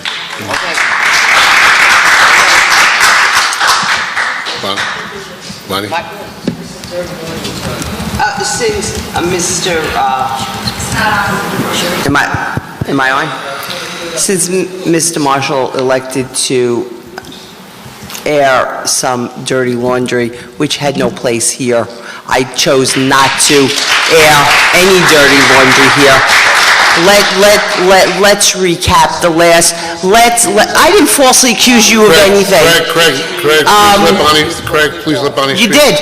So let's clear the air since Mr. Marshall decided to do that. Mr. Marshall, for the last 3 years, has verbally and physically attacked myself and my husband to the point that we now have security in the form of our security here, and no, hold on. Well, excuse me. Excuse me. She has the right. Excuse me. We now have security here because Mr. Marshall physically attacked me. And instead of me... That's not, excuse me, Bonnie, that's not why we have security here. Oh, excuse me, it is. Why? Excuse me. Security Did I not request security at the meeting? At this meeting? Yes. That's public session. All right. It's getting out of order. Please, everybody, let's remain civil, please. Excuse me. Bonnie, did I not you're speaking. request security at this meeting? Hold on, guys, you can't do that. You can't do that. Did I or did I not request Rob to be at the meeting? The question is, to me, what was security asked? I was asked by multiple people to have security, but there was no discussion with me about any fear of any physical harm. Excuse me. No, you did not say anything to me about physical harm to your body, about... I did not, he did not brush past me the meeting, and I told you that he... Oh, I thought you were talking about today. No, at that meeting. You have in the past made a comment to me, yes. Yes, I did make a comment. But that is not why we not today, but at that meeting. Okay, can we move along? Thank you very much. Okay. Anyone else on the board wish to comment on tonight? Okay. Folks, I'm going to take a quick adjournment before we go on to the, but what? I'm sorry. Is Dr. Hibbs going to comment on No. shared marketing? What, John? Bonnie had a question, I believe. John? John? Please told me to go away, and you attacked me. Can you put John's mic on, please? Okay. So why didn't you tell everybody that? I want to thank everybody come here to speak out your concern and your feeling and your opinions. In the supermarket, when she was 9 months pregnant. Bonnie, please let John speak. Finish. Okay, I'm like many of you, I'm very disturbed by what I see. I couldn't believe my eyes. The first comments about president and the foreigners, there's no space for such opinion. Well, you can have opinion. But of a public service, there's no space for that. Why is she standing there? Second, let me speak. Second, the Pandora's box, I'm also very disappointed because Marlborough is a multicultural town. I'm very proud, and I really value this characteristic of the town. And to say something like that indicated to me that there is a lack of understanding the different cultural, a different ethnic group, and also the religions. As many people said, differences should be, we're a multicultural town. We appreciate differences. So using Pandora's box is just not right. Okay, so with all that, I'm very bothered, disturbed by such comments from our board member. And I want to have an opportunity to understand why such comments are made. If everything is true, then I think the service is questioning it.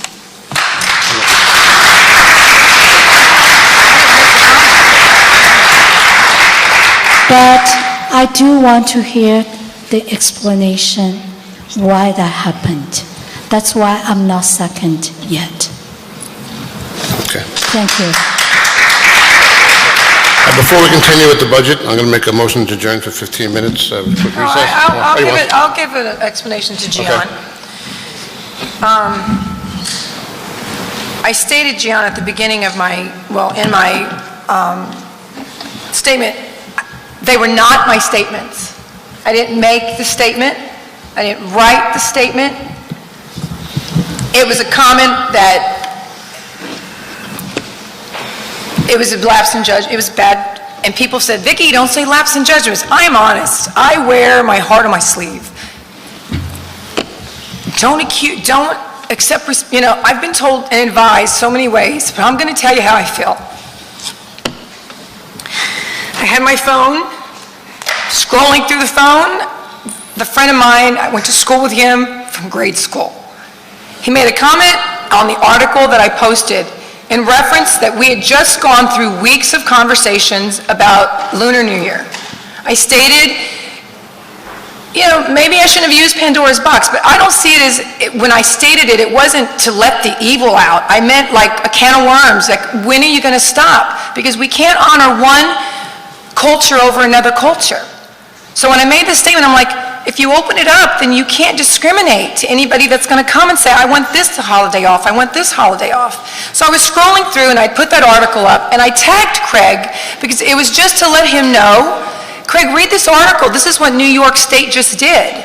So now what's going to happen when the other cultures come to the New York State district, the school district, and say, we want our holiday. We want off. We don't want to miss school. We don't want to miss taking a test or the trip. It was just him as a friend and a fellow board member, read what the New York State did. That's the only reason why I tagged him. It wasn't like so he agreed or was racist or was against the Muslim community. I wish I had a Muslim friend. I don't. Come be my friend. I don't have a problem with it. I've lived here almost 9 years, and people know where I'm at. I'm at every baseball game. I'm at every function. I shook every kid's hand at graduation. I didn't look at you and say, you're a Muslim. I'm not going to shake your hand. Never.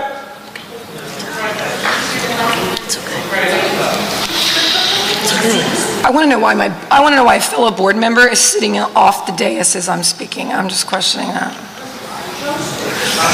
Okay. Are you done? Just to continue, I was scrolling through my phone and I saw he made a comment. I saw that he read the article, and what I did was I inadvertently said, oh, he read the article. Whether you believe me or not, that's your decision.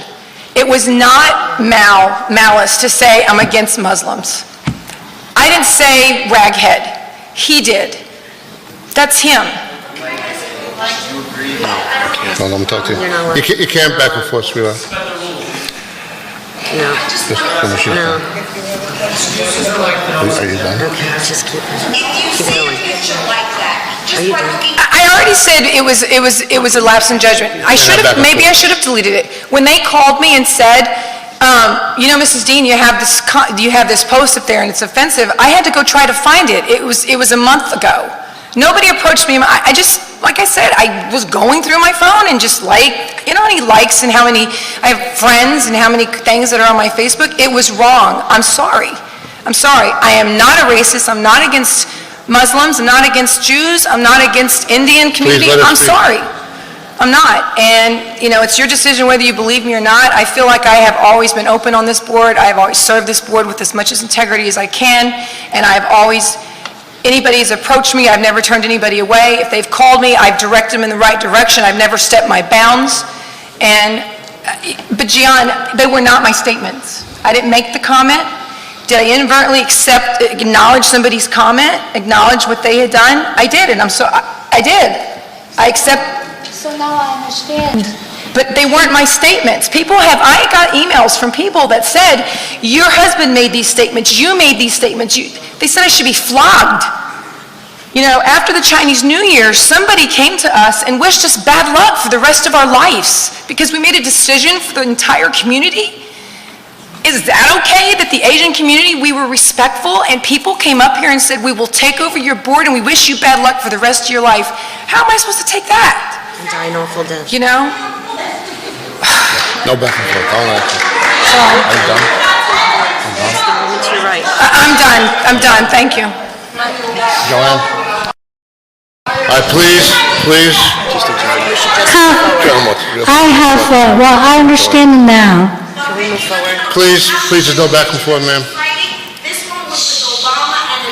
Okay, ma'am, got it.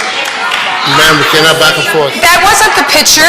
That was a picture of a Don't go back and forth. No, it was a gentleman that was, it was a Muslim gentleman that was. I understand. Stop it. That was not me. That was the Union Beach mayor, not me. But that wasn't me. They're saying I liked a different comic. Okay. That's the Union Beach. That was the Union Beach mayor, not me, man. That was not what I liked. Joanne would like to speak. At the end of the meeting, yes. Joanne. I can't have it. Forget it. Okay. I guess, John. Please, folks. Joanne. It wasn't that one, though. Yeah, hi. I know, I can't. Yeah, this is, thank you for your coming today, express your concerns, right? I'm just a new member for this about only a few months, right? You know, for me, the 25 years come to this country, you know, for the better education and for the better life.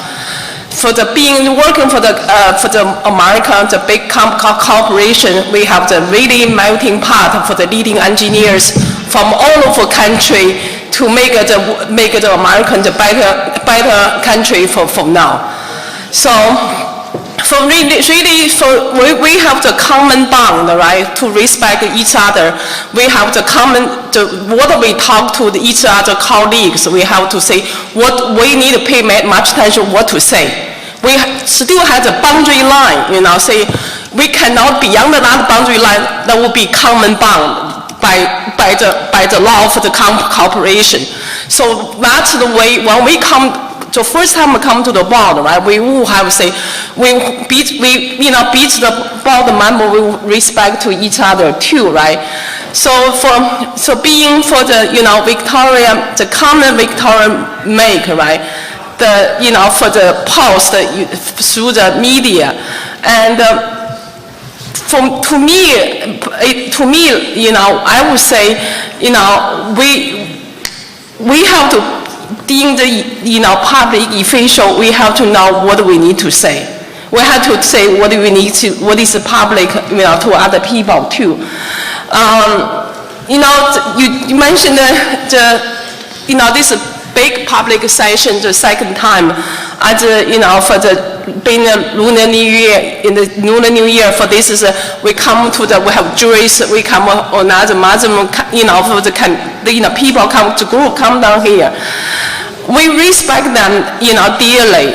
The comment we can make to me, it's really, you know, really somehow bother me so much at this point too.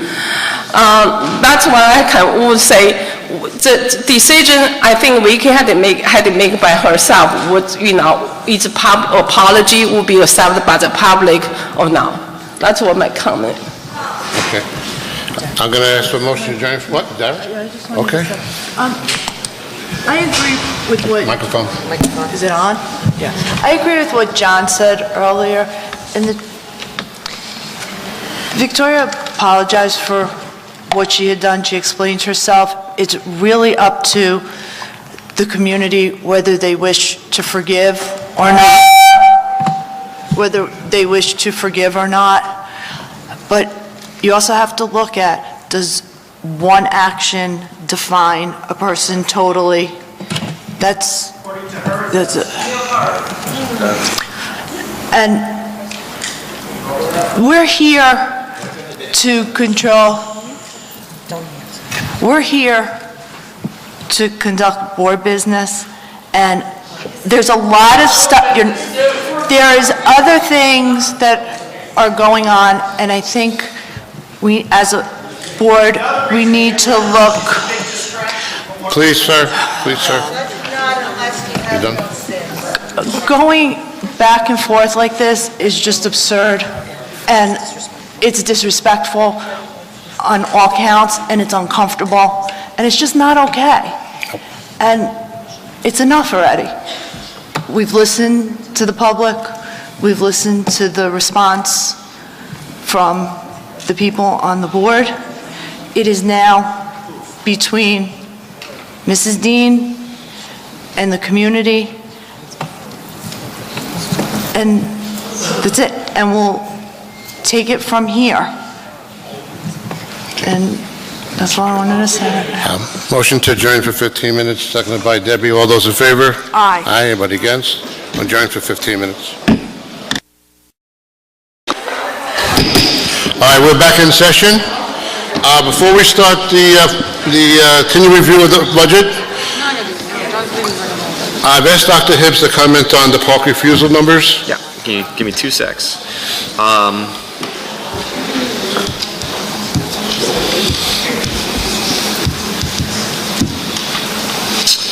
Okay, hi everybody. So as of before the weekend, we had around 260 refusals. I know that we had at least another 30 from middle, so I'm going to round it to approximately 320, other than counting right now, which would take me 15 minutes.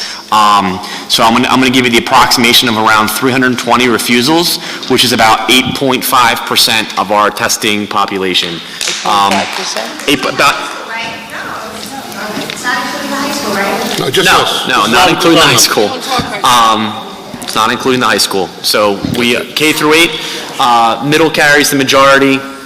Dugan carries the majority for the elementaries. I think even as of today, Memorial was only about 40, whereas middle was, I think, pushing 200 plus.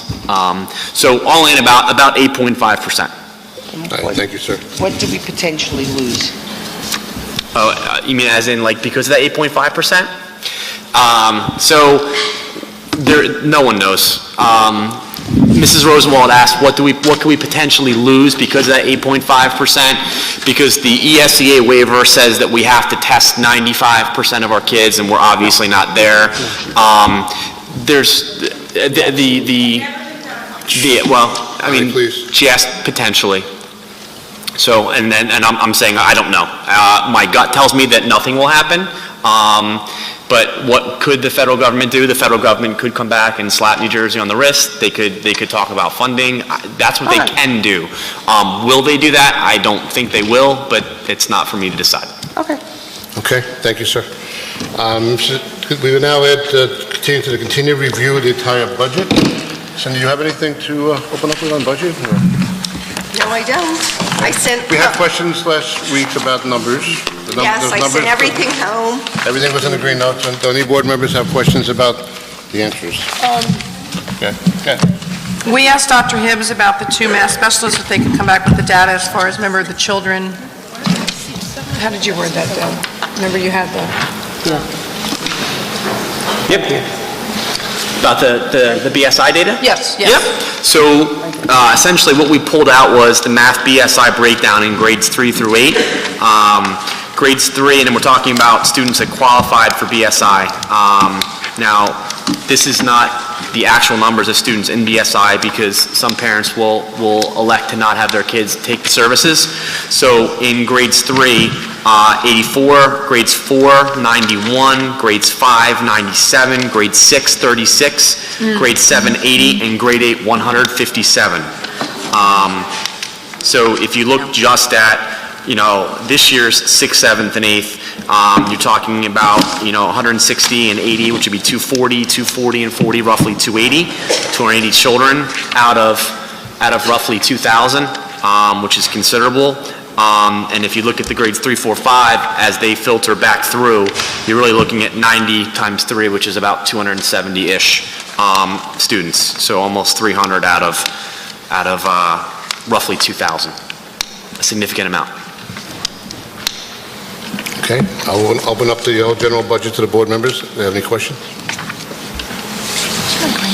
Can I just? Sure.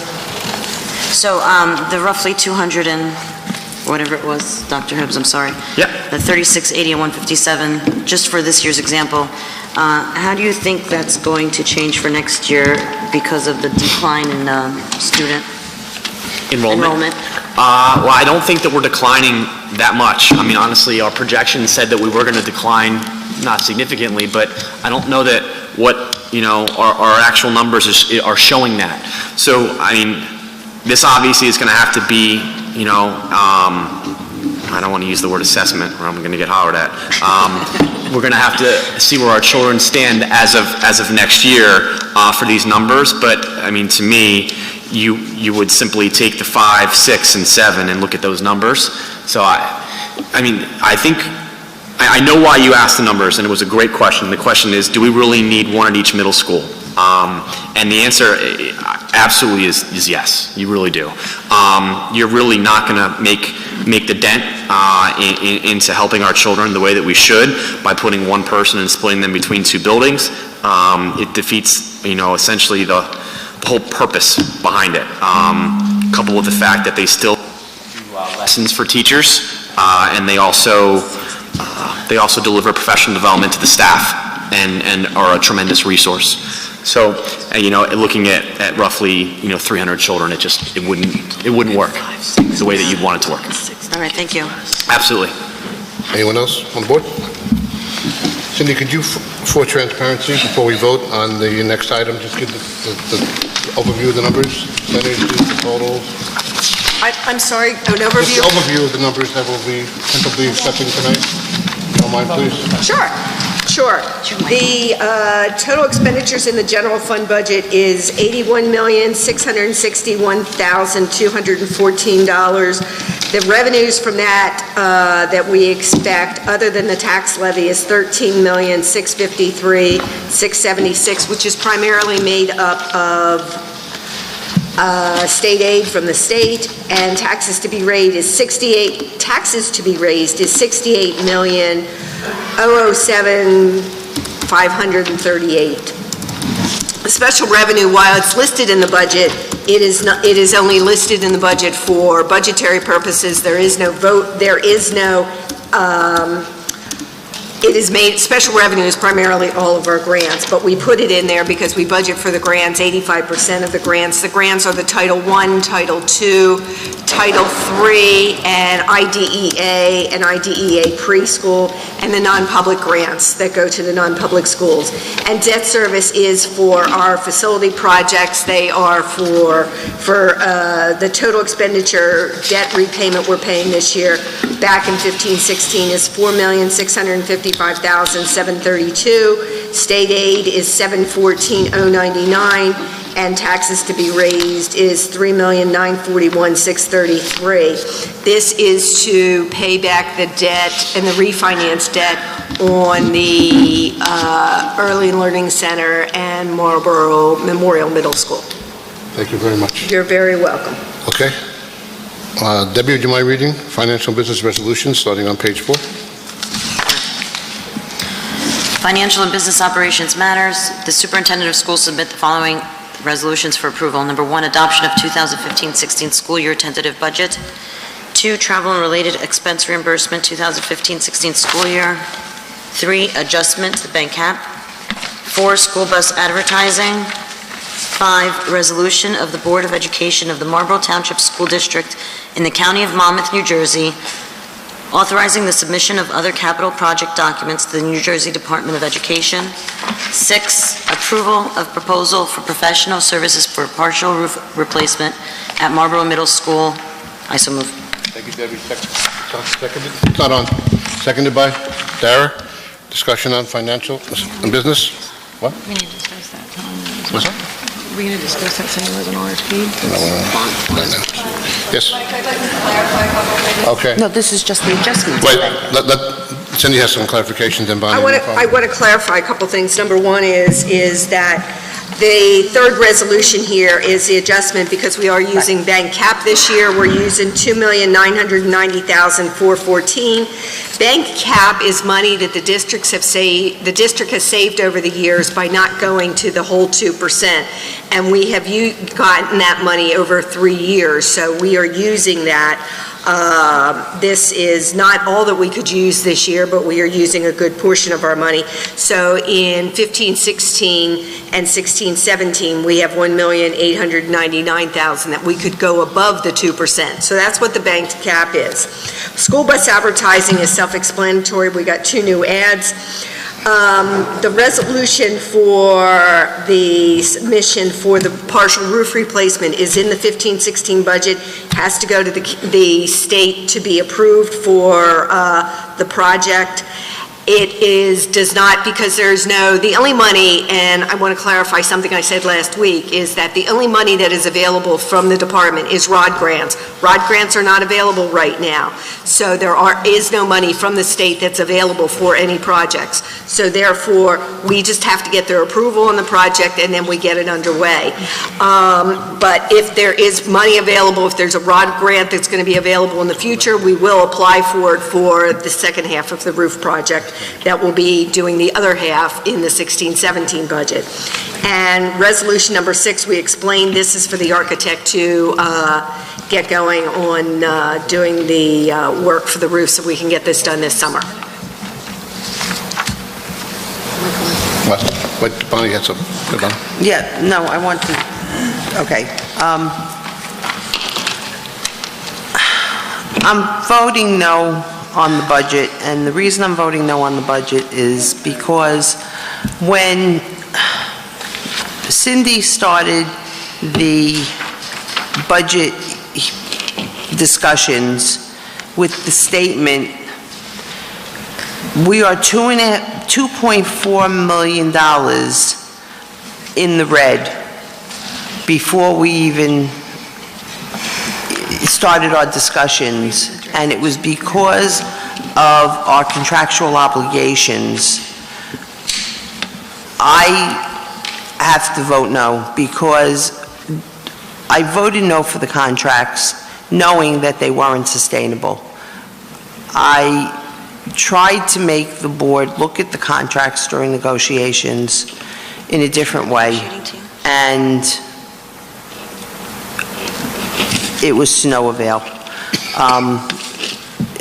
It was disheartening. We are going up, our increase is actually 6.69%, which is over 4% over cap. Even though we are, the assessed valuation is really what's holding the tax rate down. The town's assessed valuation has gone up significantly this year, and that's really what's holding down the tax rate.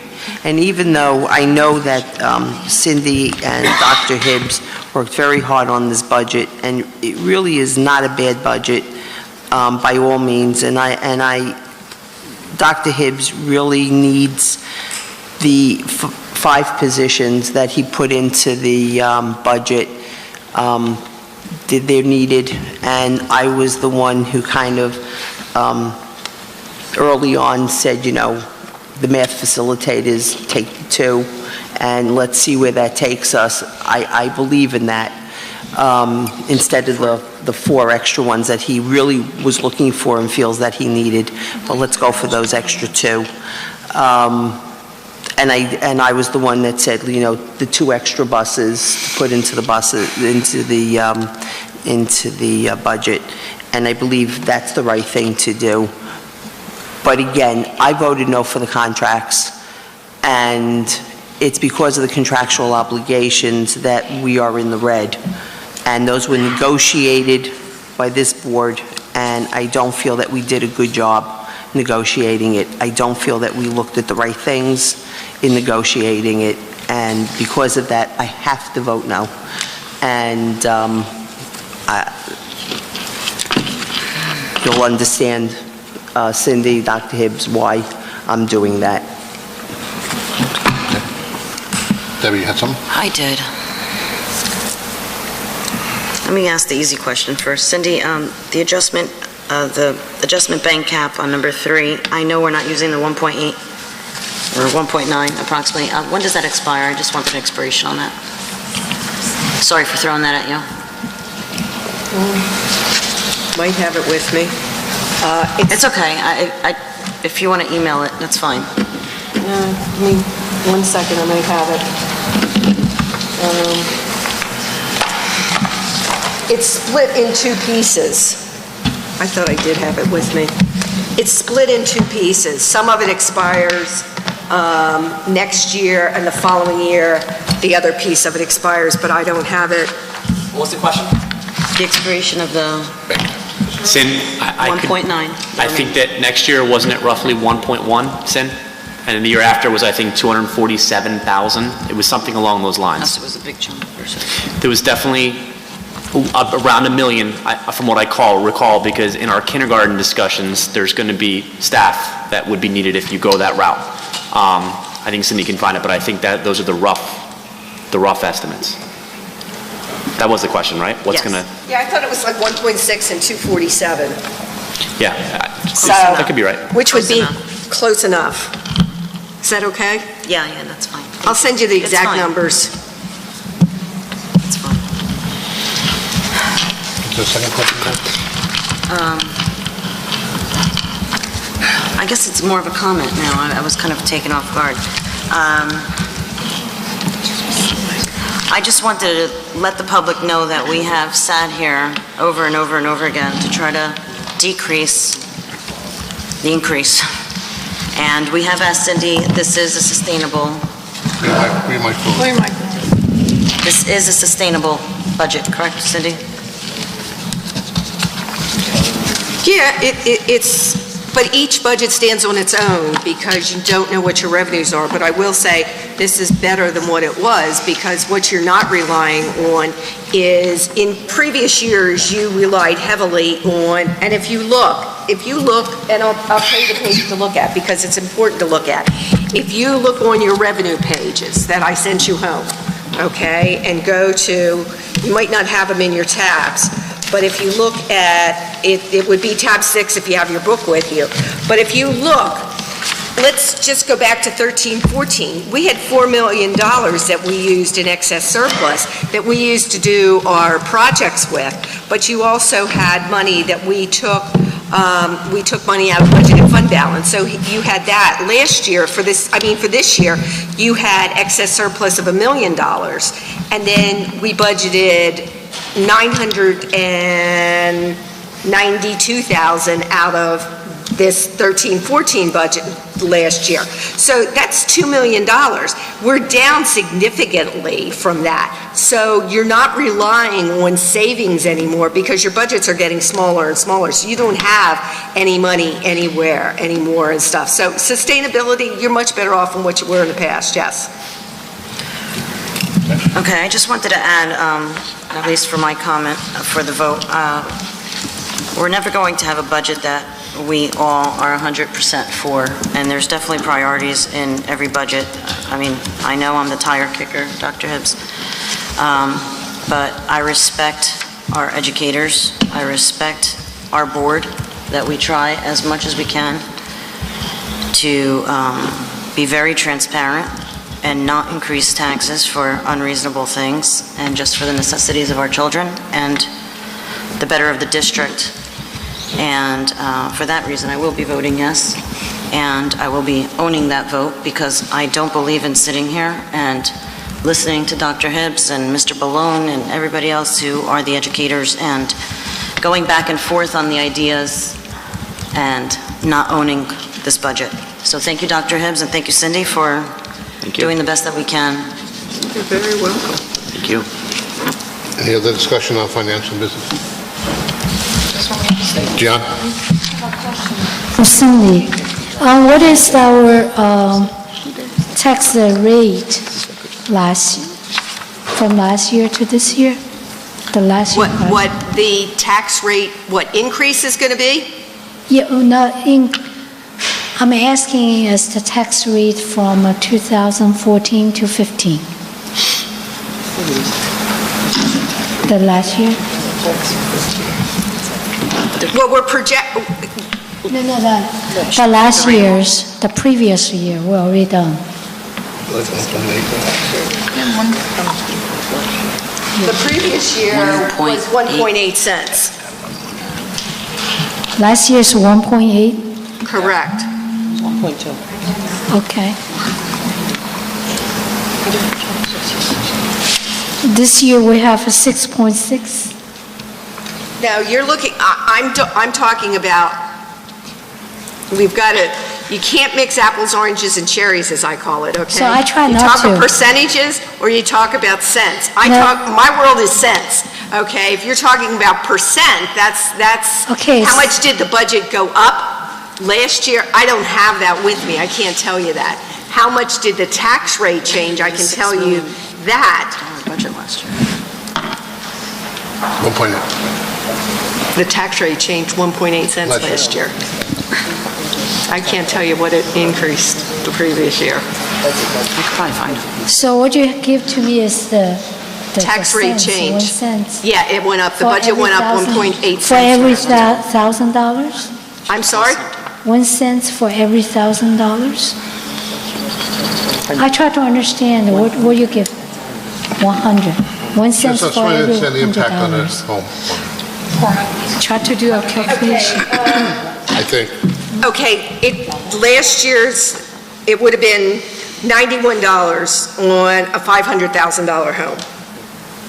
John, you got that? And it's on the pages we sent home to you. Okay, I found it. I found it, yeah. Okay. Okay, John? Yeah. Any other questions about financial business? This is where we have to say how we're voting?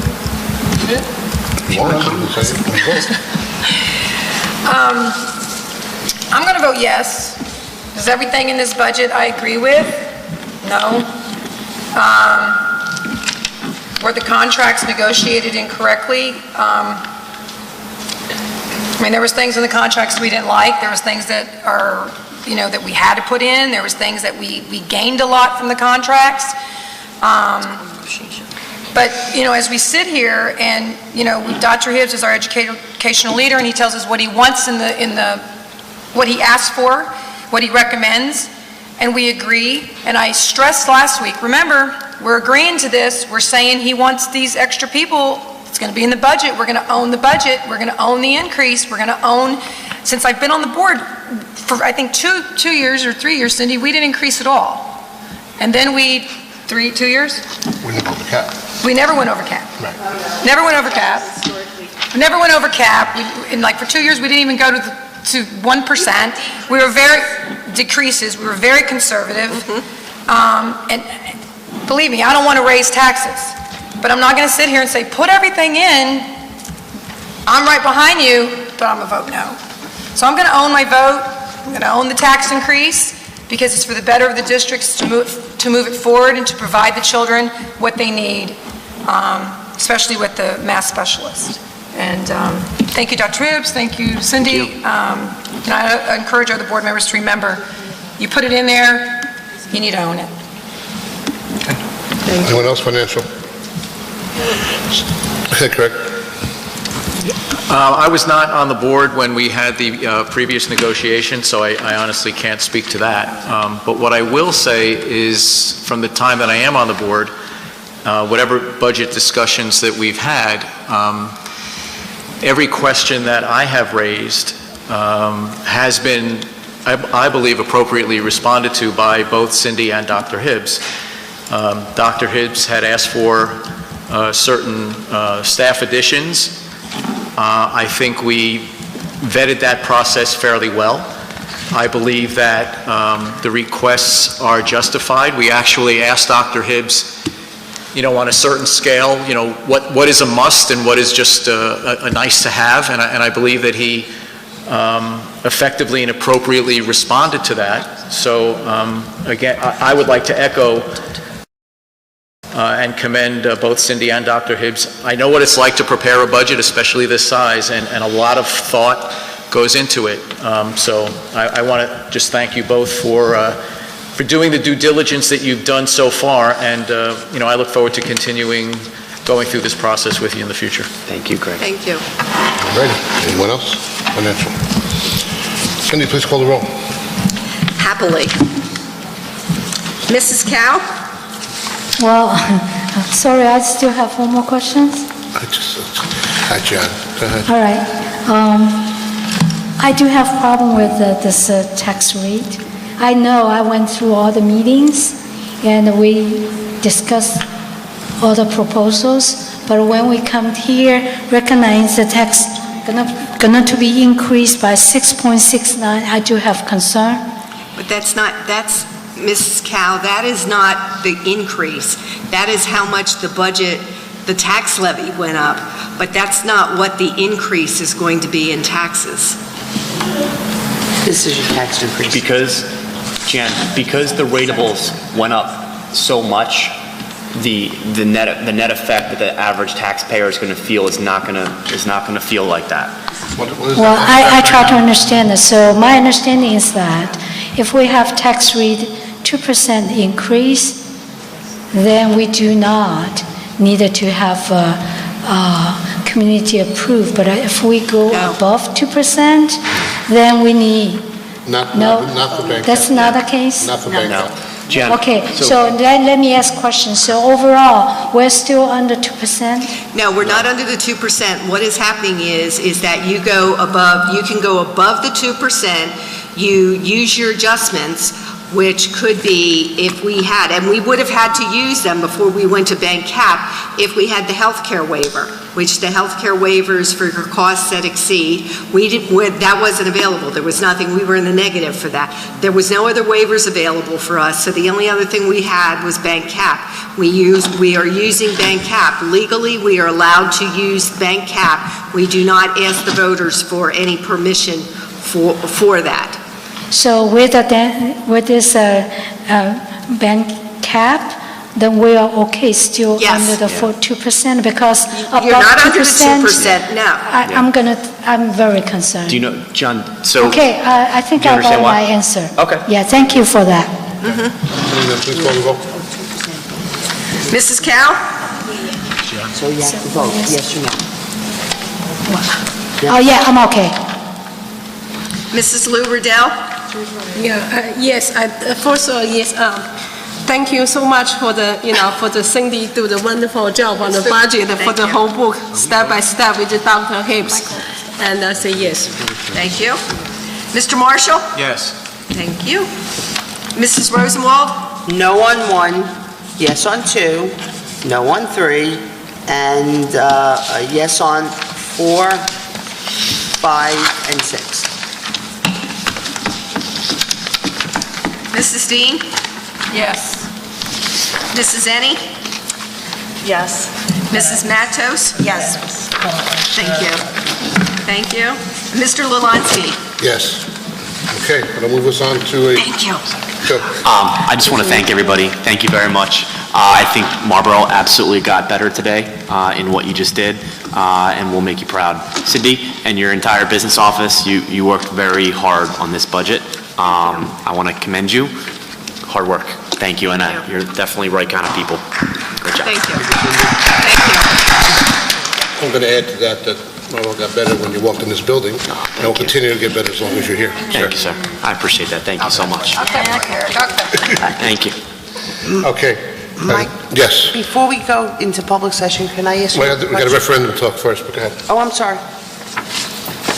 I apologize. Okay. Referendum process, discussion. Just real quick, I'm going to ask, I know we need to have a board committee referendum to help push the referendum through.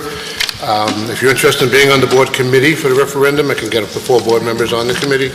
We'll probably require daytime activities, meeting with PTOs, meeting PTAs, I don't know what other date times. It's the first time I'm doing a referendum, so I'm going to learn as we go. Absolutely. But you probably need to be able to, not maybe every time, but be available the days sometimes. So if you're interested in being on that committee, please email me, yes? Can I ask you, what else will the referendum committees do with community members? Is that what it is? Go ahead, sir. Well, okay, so I think that what Michael's talking about is, yes, putting together a planning committee like we had our kindergarten committee to go out and figure out how to start from A and get to Z, Z being a referendum that passes that will hopefully give us full-day kindergarten, which we desperately need in Marlboro. We're going to have to elicit our incredible community members. Oh, they left me. Yeah, all right, there we go. Erica is up. Good. See, we're physically not allowed to go knock on doors. I'm not allowed to go out and physically knock on doors and say, please vote for this. So we're going to need to do PTAs. We're going to need to do town halls. We're going to need to do whatever it is to make this work, because this is something that we need. So yeah, it would definitely, long-winded answer, yes. Probably could have stopped there, but yes. Okay, so could you just give us a quick overview where we are in the process and the steps that are coming up real quick? The architect is working on the plans and is going to get them down to the department. The department, as we've said, needs 90 days at a minimum to go through everything. It usually takes more than that. I would say next month or in early May, we're going to have I'm going to bring bond counsel out and our financial advisor out to talk to you, because in June, you're going to have to adopt the question, and so that we can get it to the county in July to get it on the ballot, because you have to notify the county clerk to get it on the ballot 60 days prior to. Okay. So we've got steps to work through this. Michael, I have a question. Sure. I'm sorry. No, I was just telling him to So is the referendum committee going to report back as a committee, as we do? Mm-hmm. And at You that have point, meetings with the members of the public that are on the committee? And at that point, though, we will decide on wording or accepting wording or changing You mean for the for question? the referendum itself? You mean for the question that people yes. vote on? The question's going to be a legal question. Okay, so You it's don't- not... The wording is not, that has to be done from the attorneys. Okay, good. All right, thank you. Well, the process of how to get this thing passed and just to disseminate into the public why we need full-day K, the benefits of full-day K, and why, where most of the township may not have kindergarten kids, I'm just they afraid should. we're mid-March, and, well, I don't even know what today's date is, but we're mid-March, and we have to have this to Cindy by June, you're saying. So No, we're the boots on the ground. Cindy's and everybody else's stuff is going to happen. But we're not doing that. We're the boots on the ground, sir. Correct me if I'm wrong. Yeah, I mean, go ahead, flush it, Deb. What's your... What are you thinking? Do you need the committee to do anything specific to make sure that this ball is rolling for June? I just hate to come out in May and say, hey, we never did X. Honestly, I don't need so much from you as the committee to do things from my end of the world, okay? You guys need to get people out to vote. You need to mobilize. You need to, We gotta start it's more the educating the PR public. side. Okay. You gotta start educating the public. You got it. Talk it up, do all that, because... I just want to make sure we flesh Yes. it all out. We're not looking backwards again saying, oh, we should have. I don't want to. We're good. No, and just so you understand, that there's a reason, there'll be an interpretive statement, but there's a real legal reason Right. why the language has to be exact. Right. And that's why they write it, we don't. Okay. Okay. Thank you. Okay, very good. Okay, Bonnie, I'm about to go to public. You said you want to say something? Yeah, there were students in the back that had great concern, and a lot of things came out today about bullying and things that are being said in our schools, specifically middle school, and we really can't deal with the high school, but in the middle school. And they wanted to make sure that we put programs in place to make sure these issues are being dealt with, as far as to make sure that to make sure that the Muslim children are being dealt with fairly, and the Jewish children are being dealt with fairly, and all the different ethnic groups are being dealt with. And if these issues come out, that, they're being handled appropriately. So if there's programs that need to be looked at, and maybe from peer to peer, or whatever the groups are that might be handling this, that they be looked at and put in place. Oh, you can certainly look at programs. I don't, out of today's discussion, I don't, and maybe I'm wrong, I don't think anything came about us. I thought you were the high school, correct? They are the high school, but to make sure it gets I'm not looked at. minimizing that at all. I want you to understand that. I think we should reach out to, he was here, the Freehold Regional Representative. I wish they could have gotten in touch with him. He's a Marlboro resident, Michael Messinger. I already spoke to Michael while he was here, so, before he left, so I made sure Michael was aware of it, so, but Well, I he want heard you, so I'm sure he was aware of it. but I want to make sure that, anything that might crop up in the middle schools, and to make sure that there are programs in place, because it doesn't have to wait till there are issues that do come up, that these programs are put in place now, and that we have social awareness, and maybe even we look at our computer literacy programs, because we try to have good internet programs, we make... I mean, for safety. For safety, and that the children are aware of how they should act. And we handle that through computers, yeah. Yeah, no, I know, but we should reinforce, how things are dealt with, liking things and writing things, and being made aware of it, how these situations come up. So maybe we can look at what we're doing in both, especially in the middle schools. Okay. I'll open up the second public session. Open to any item you wish to address the board on. I just need your name and address in the microphone, and after you speak on the clipboard. Oh, you have a list? I'm sorry, I didn't know we have a list. Farah Bono.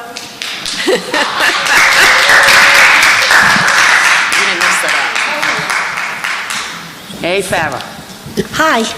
Farah Bono, 26 Nashua Drive, Marlboro, 07746.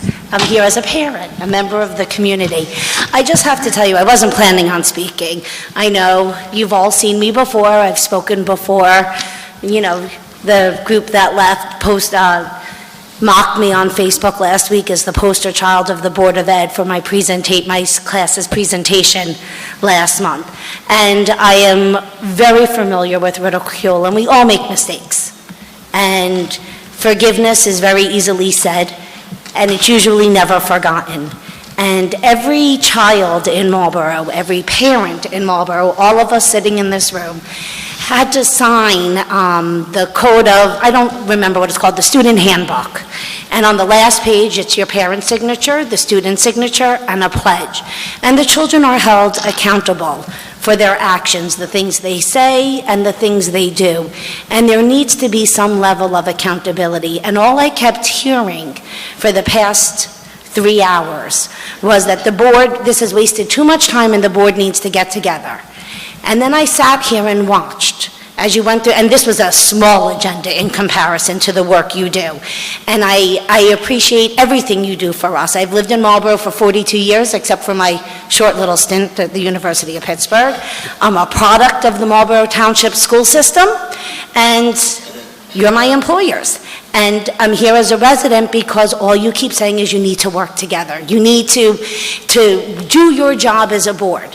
And every time somebody speaks, other members roll their eyes. Your countenance says it all.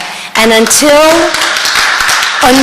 this board can truly put their personal opinions and differences aside and come together to do what's best for the Marlboro community, it's going to continue like this. Every month, parents are going to see your reactions, see you whispering to each other, rolling your eyes, and mocking each other. And we as a community are going to feel disheartened knowing that, yes, you want to do the best for our children, but you can't because there's that division. So I'm here tonight to ask President Lelansky to really, I don't know what can be done.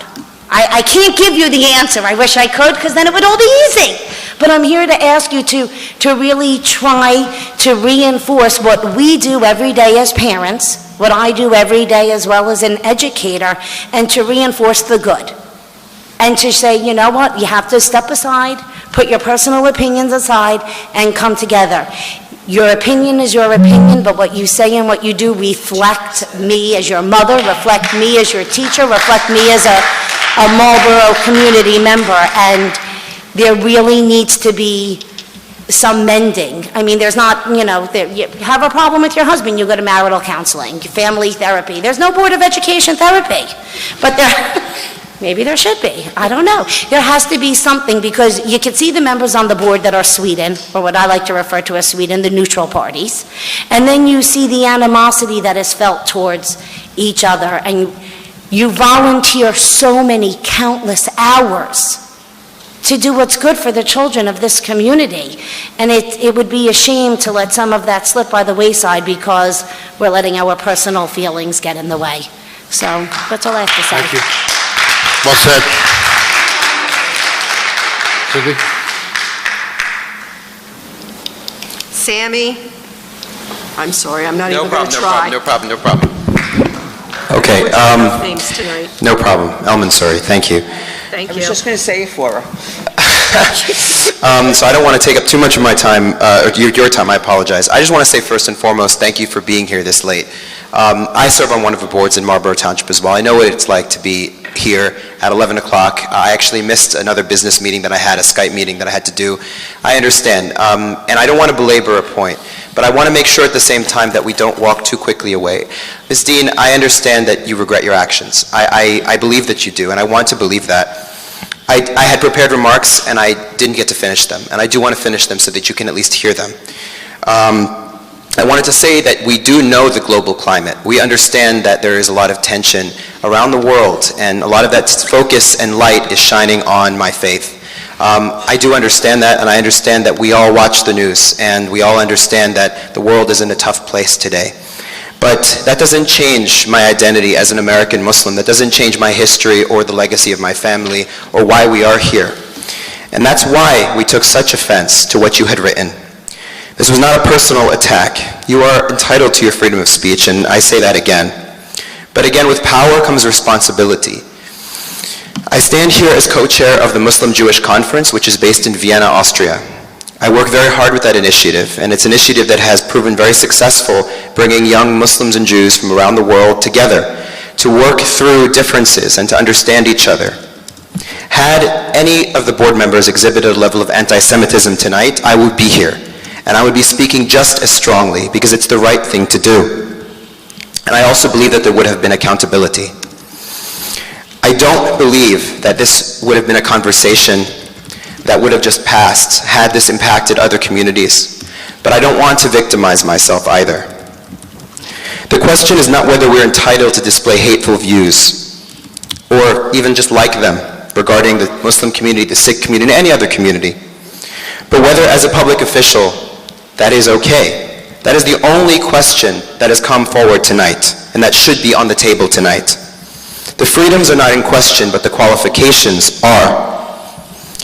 And one may think that with time, and I'll conclude very shortly, all of this will go away and that we'll all just forget and the storm will have passed and the next meeting may not be as long. Perhaps it's a good thing that one admits one's mistake, albeit as a significant one. And we can also accept our ability that we are human, our ability to err. However, the actions themselves don't go away. The actions don't go away. The hurt does not go away. If we cannot as a board unanimously serve our children with honor, we need to question whether or not we are capable of serving on a board at all. This is not about damage control. It is not about politics. We're not here because somebody made a political mistake. I hope that the dinner conversation at the Dean's last night was not one of damage control, but was rather one of sincere regret. I'll never know. I hope that there was a feeling that some other community was truly wronged, because if not, then there is something wrong. We are here tonight because there was evidence of views that were not exhibited just once, but were also exhibited in prior months. likes, whatever it might be. I do have some things on my phone, but there's not a court to show them. However, these things call to question. When we call them a witch hunt, when we say that tonight's efforts were just a witch hunt, when we victimize the person who has made the mistake, that doesn't call into question that whether or not they're a nice person or a good neighbor. I believe that. I believe that you would be. I believe that if I had a problem, you would help me. I believe that. But the mistake is not simply one of a lapse of judgment. This is what we must understand. This is not about political correctness. This is just about the right thing to do. And it's about standing up for the integrity of Marlborough Township.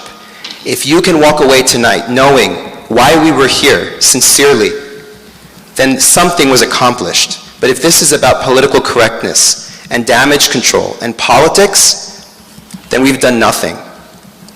And again, I thank you very much for your service to this township. Well, thank you for your service to that organization. It sounds like a wonderful organization. So. Yeah, he's got it off. Good to hear me. Cindy, name? Mohammed Al-Reyes.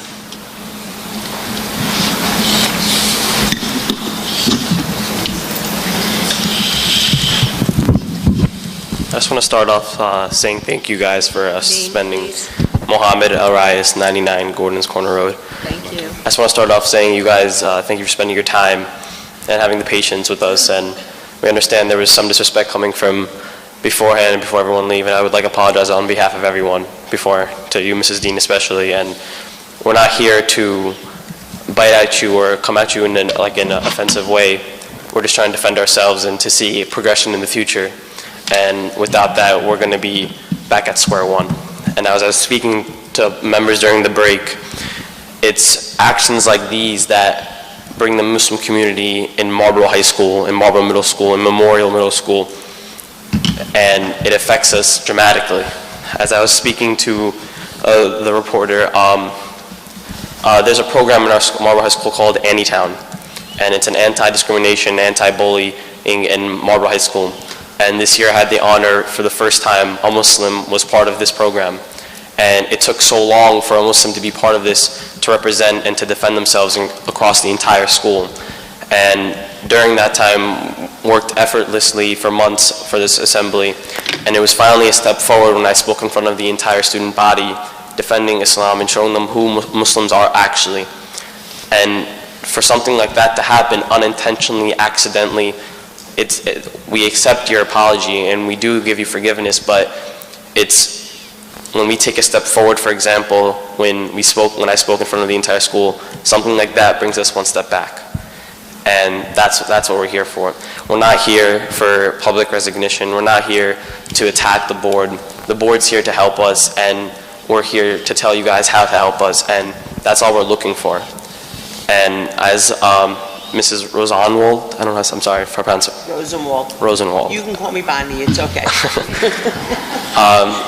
There has to be action taken, and moving forward, that's what we want to see, because there are events and things that happen in Marlborough High School. As you even said, when your son transferred from CBA, he sees the difference. He sees the difference, but there's no action taken, especially with the events that happen with Muslims. It's a files reported, ongoing investigation.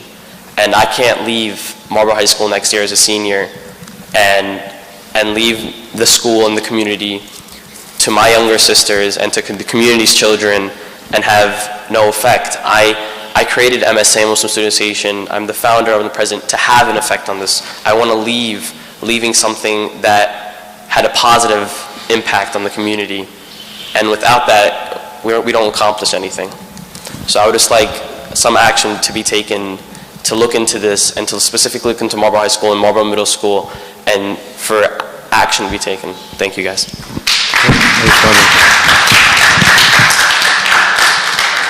Cindy? Tracy Goff. Tracy's not here. Daniela. Okay. Singari, sorry.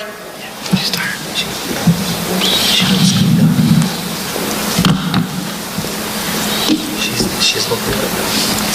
Daniela Singari, 245 Colby Place, Morganville. Not going to speak about everything we've already kind of gone over and over with. Young man, I don't remember your name, but very eloquent speaker, wonderful. Great job for you, seriously, on both accounts. You should be proud of the young children that's coming out of this community, and it is about you guys. You guys do this for us. You do wonderful things for our children, but understand that you are held at a higher standard, and not only for what has already gone on personally on you and what you have done, but the bantering between you guys here tonight has already happened years ago. It's been happening. That's just something that you as a board should really take a look at. It's disheartening. It's embarrassing to have to see that and personal attacks against each other. Against you guys. You're against each other sometimes with things. And it doesn't seem like it's for the best interest of the children when it's about that. So as we stand up here, and I know that you guys don't think that, okay, this is not about about the children. It's let's move on and let's move past it. You guys have to understand that and know that as well. That when you're up there and you're kind of going back and forth at each other, it's not comfortable for us as well. We're sitting in the audience saying, stay tuned for next week, soap opera. So that's what I want to just tell you. And again, thank you for everything that you do, but seriously, just take a look at it all and maybe just have a discussion about that, if you could. Thank you. Thank you.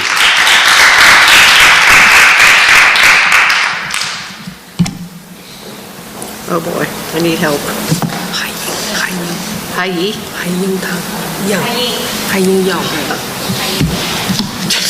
Forget it. Hi, good evening, everyone. My name is Haiying Yao. I'm from 709 Montana Drive, Marlboro, 07751. And first, I want to thank you for all of you, hardworking, stay so late. It's really appreciate all your work. And I understand this is all volunteer-based, but I hope, when we do volunteer work, we're doing something right for the community, not the wrong thing.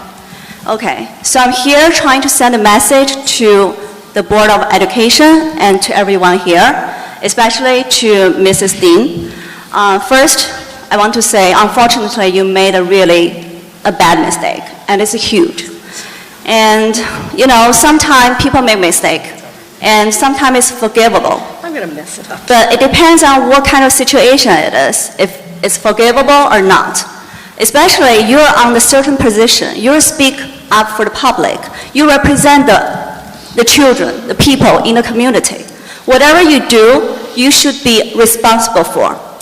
So, I hope this mistake you really, truly regret from your heart. Otherwise, it's really not acceptable at all. Second, I want to say is, I understand you already, apologized to all of us. Kind of apologize, I have to say. But I don't think a simple apology will calm down the community people, will calm down, either the Chinese community, the Muslim community, or Indian community. Because during the conversation 20 minutes ago, you're also attacking Chinese community again. Not the first time. I do not know what you're supposed to do right now. I think maybe you should really think about this whole thing seriously. Take a serious consideration what you need to do next. Maybe stepping down, think about it. Leave the board a little bit. Calm down yourself, think what truly you're supposed to do for the community. Maybe that's a better choice for you. So staying or leave, that's your choice. But I suggest maybe stepping down is a better choice for you. Another thing I want to say is, okay, it's your call. What's you going to do next? But definitely, simple apology is not enough to calm down the people in the community. What I think the community people would do is probably the Chinese community, Muslim community, Indian community, what other community people want to get together? Maybe we will escalate this issue to a higher level. That's what's going to happen, possibly. I cannot say it's going to happen, but seems like people are angry tonight. And it's not the first time you're saying that, something against Chinese community, first time. It's been appeared in the email, in the Facebook, in, some other places. So it's evidence showing that there's something going on internally, probably. You have to really think about, are you qualified to be on board in education board? Are you qualified? You have to ask questions for yourself, probably. I just hope everyone on this board really take this serious consideration. Think, is every board member in this meeting right now is qualified? If not, maybe we should vote for no. Let the people, don't occupy that position. Let other people who is more qualified take that position and make the right, better choice for the community people. So, after all, I just want to express my opinion. I think what I say is truly from my heart. There's no bias there. And also, I want to comment on what you just said before, 20 minutes ago. You said someone comments on something about bad luck. First of all, it's not my culture. It's not our Chinese culture saying that during Chinese New Year. We say that, it's going to bring bad luck to us. Second, can you approve it? Who said that? But what I can approve is whatever you said on Facebook. It's not just about Muslim community. It's also about Chinese community.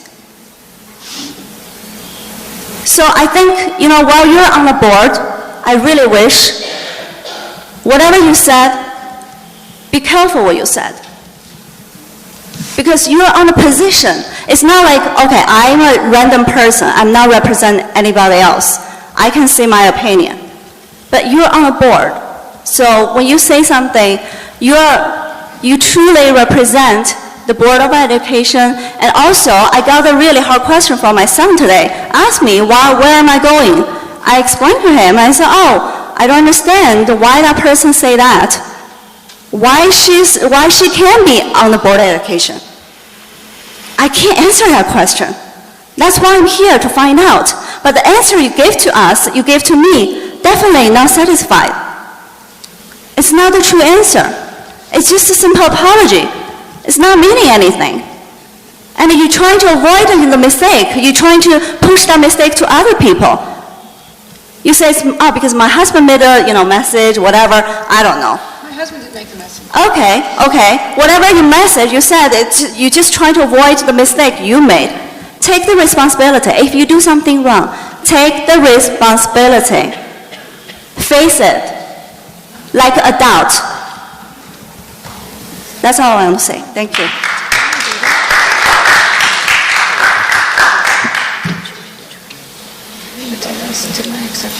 Mohammed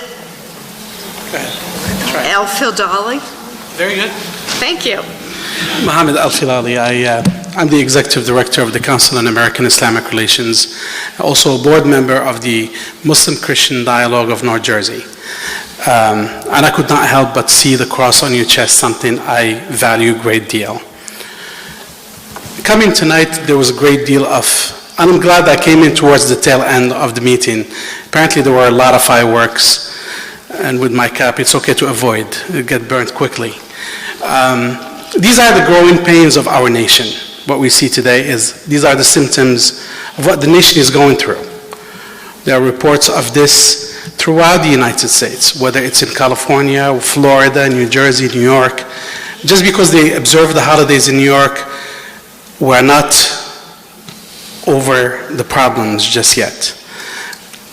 And I'm glad that you mentioned the apologies, and I personally would accept them. I don't know you, I accept them face value.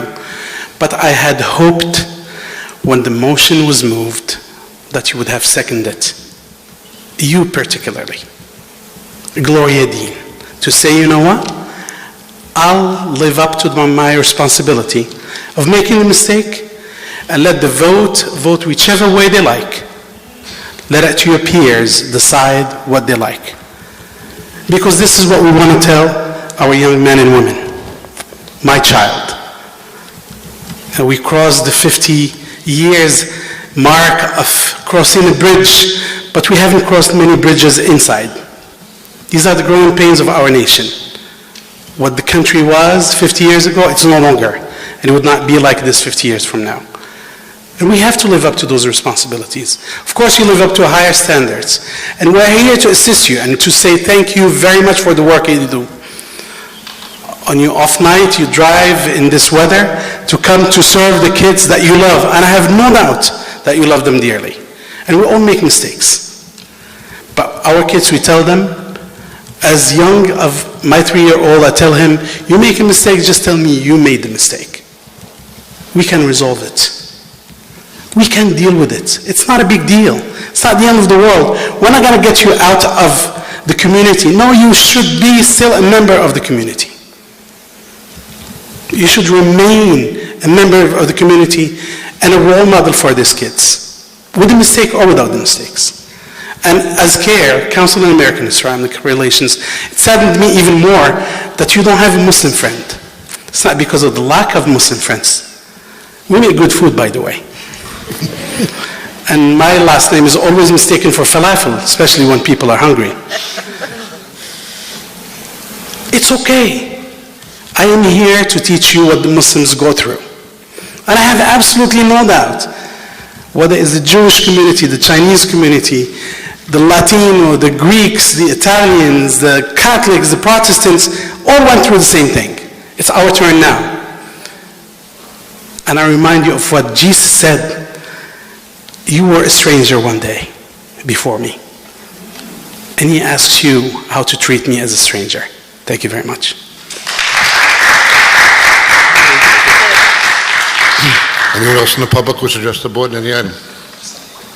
Sure. I just wanted to ask this. Microphone, I just need your microphone. I want to make it into a third. You have to be on the tape. I just wanted to, obviously this has been a very long, tense night for all of us. I just wanted to ask Ms. Dean to take time, reflect on how you can respond to all of this. The door is open to the mosque. The door is open to even our homes if you'd like. Reality is, I just want to know how you can set the stage and the groundwork and teach a lesson to others that this type of night should never have to happen in America.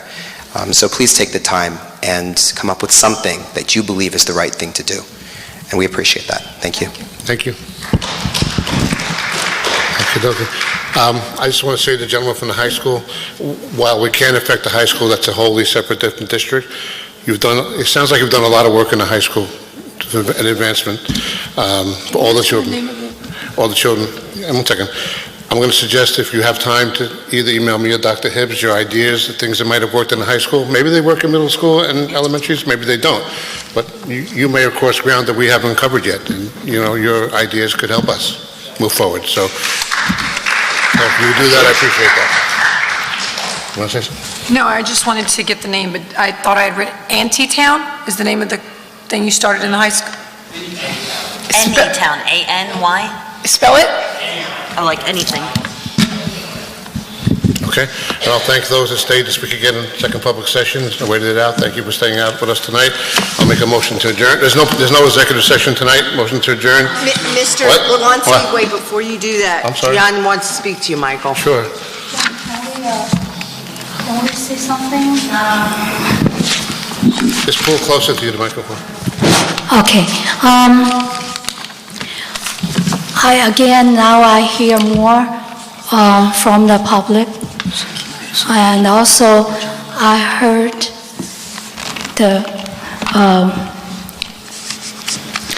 the explanation of this whole thing. And I have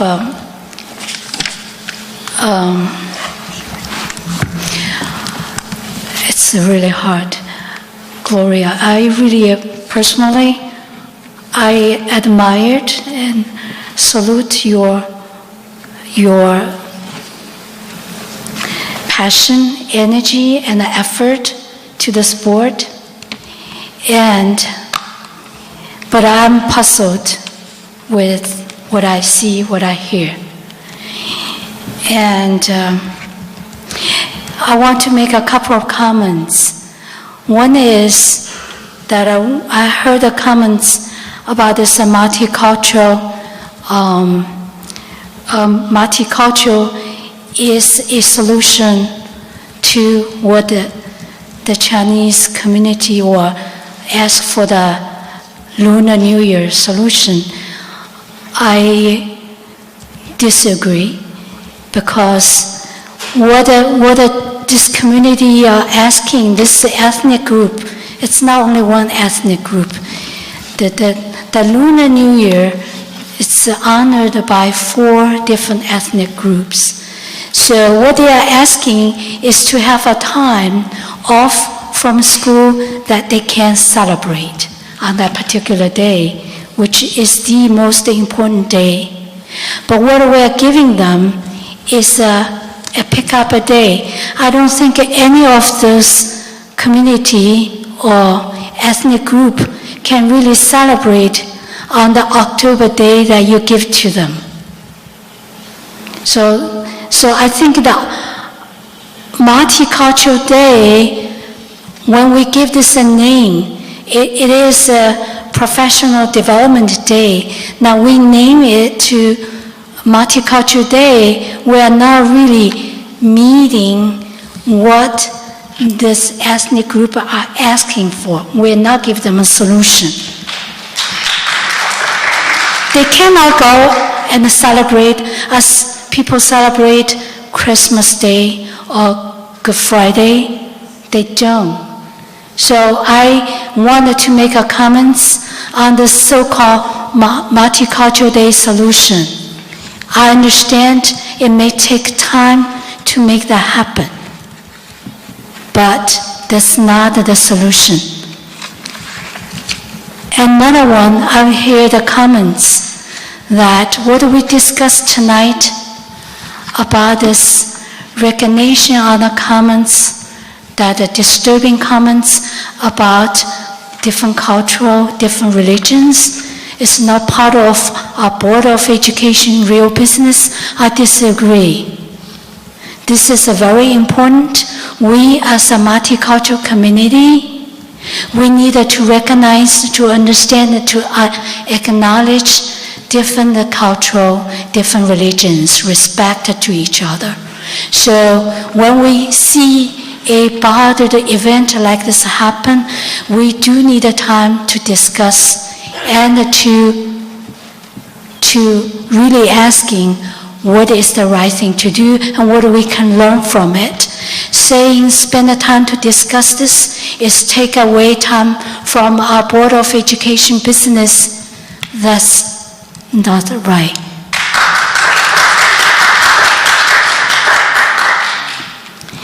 And so I heard the event, and I think,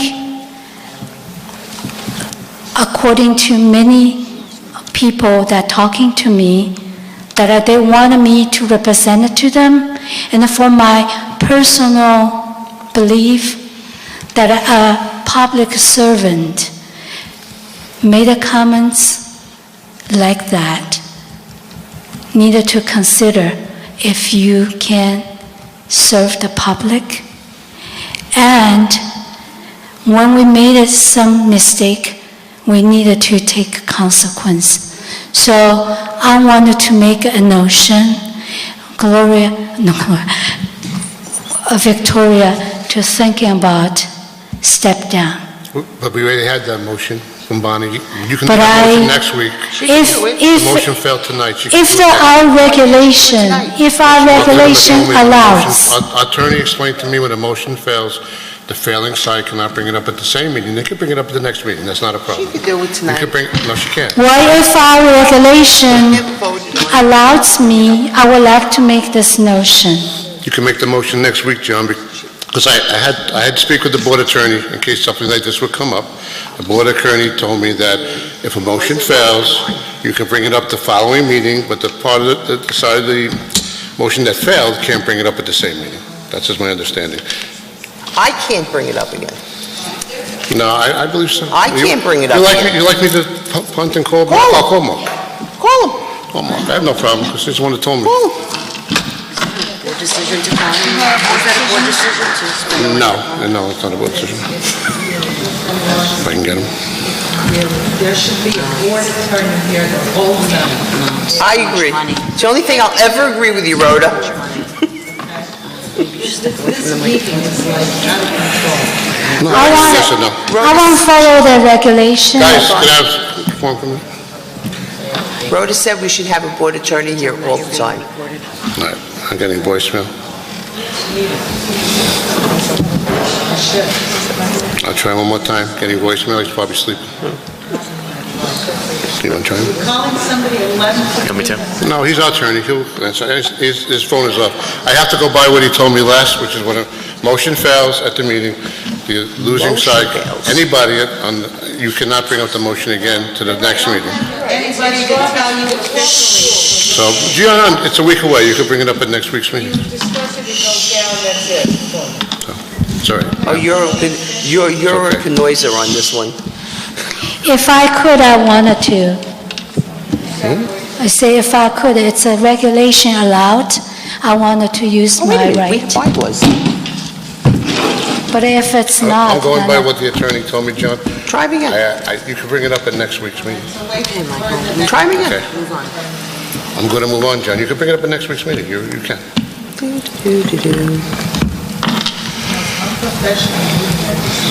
Anybody else before I adjourn?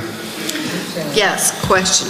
Yes. Our public hearing on our budget is going to be April 28th. What we would like to do is move the 21st regular meeting to the 28th, so have it all together in one night. What happens when you don't? And move the 14th workshop to the 21st. So we would forego the 14th workshop because basically we would have to have the agenda done before we leave for spring break. Okay. So we would have a meeting on the 21st and the 28th of April. Everybody okay with that? So we're having, what was that? Instead of 14, 21, 28, right? So instead of 3, it's 2. April 21st and 28th? Yes. Why can't I get into the policies? Okay. Okay. Good. I'll have it next week. Thank you. Okay. Can't get to the policies. I'll make a motion to adjourn, seconded by Debbie. All those in favor? Aye. Anybody against? Motion passes. Adjourn. Thank you again, everybody, for coming out tonight.